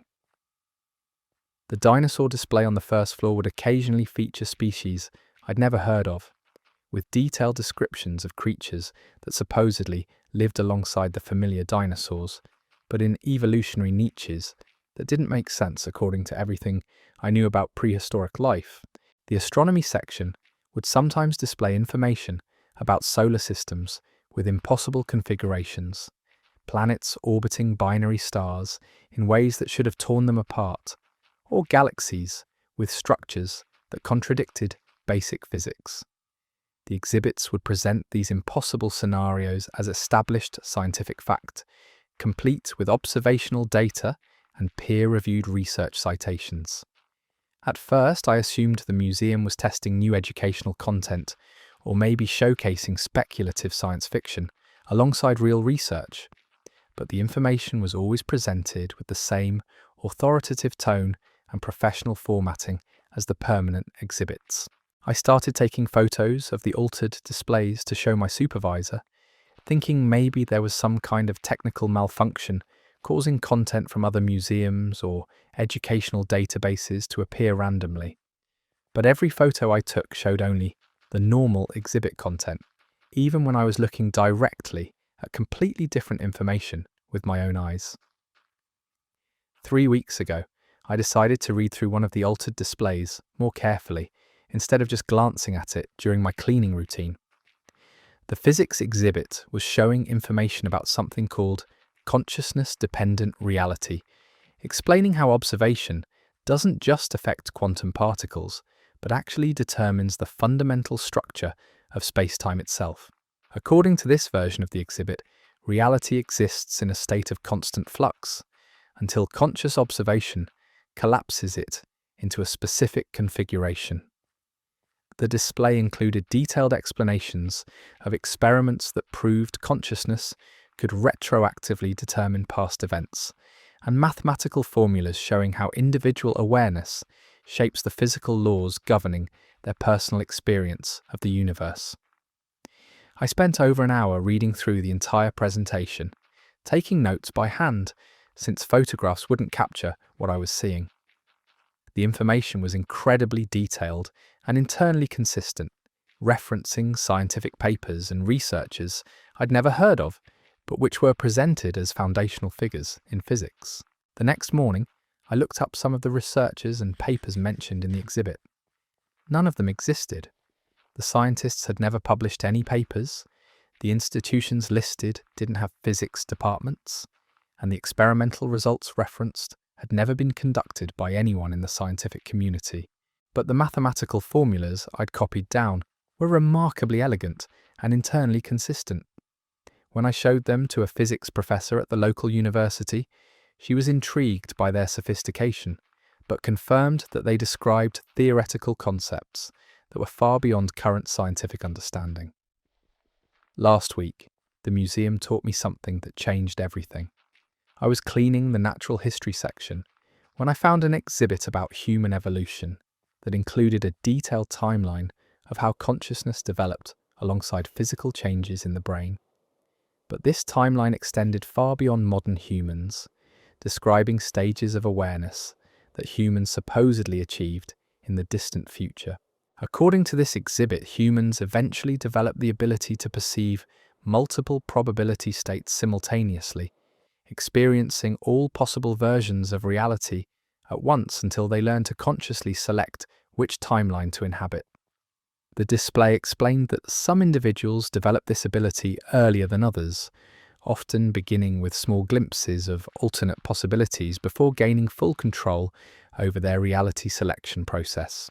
The exhibit included a detailed description of the symptoms experienced by people beginning to develop this expanded consciousness, seeing places that exist in different timelines, encountering people who remember different versions of shared events, and experiencing temporal displacement, where familiar locations appear to change randomly based on the observer's awareness level.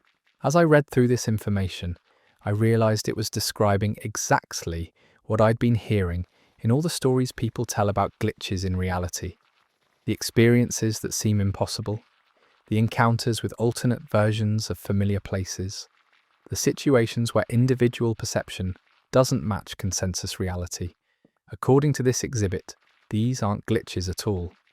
They're signs that human consciousness is beginning to evolve beyond its current limitations, developing the ability to perceive and interact with the multiple probability states that quantum physics suggests exist simultaneously around us at all times.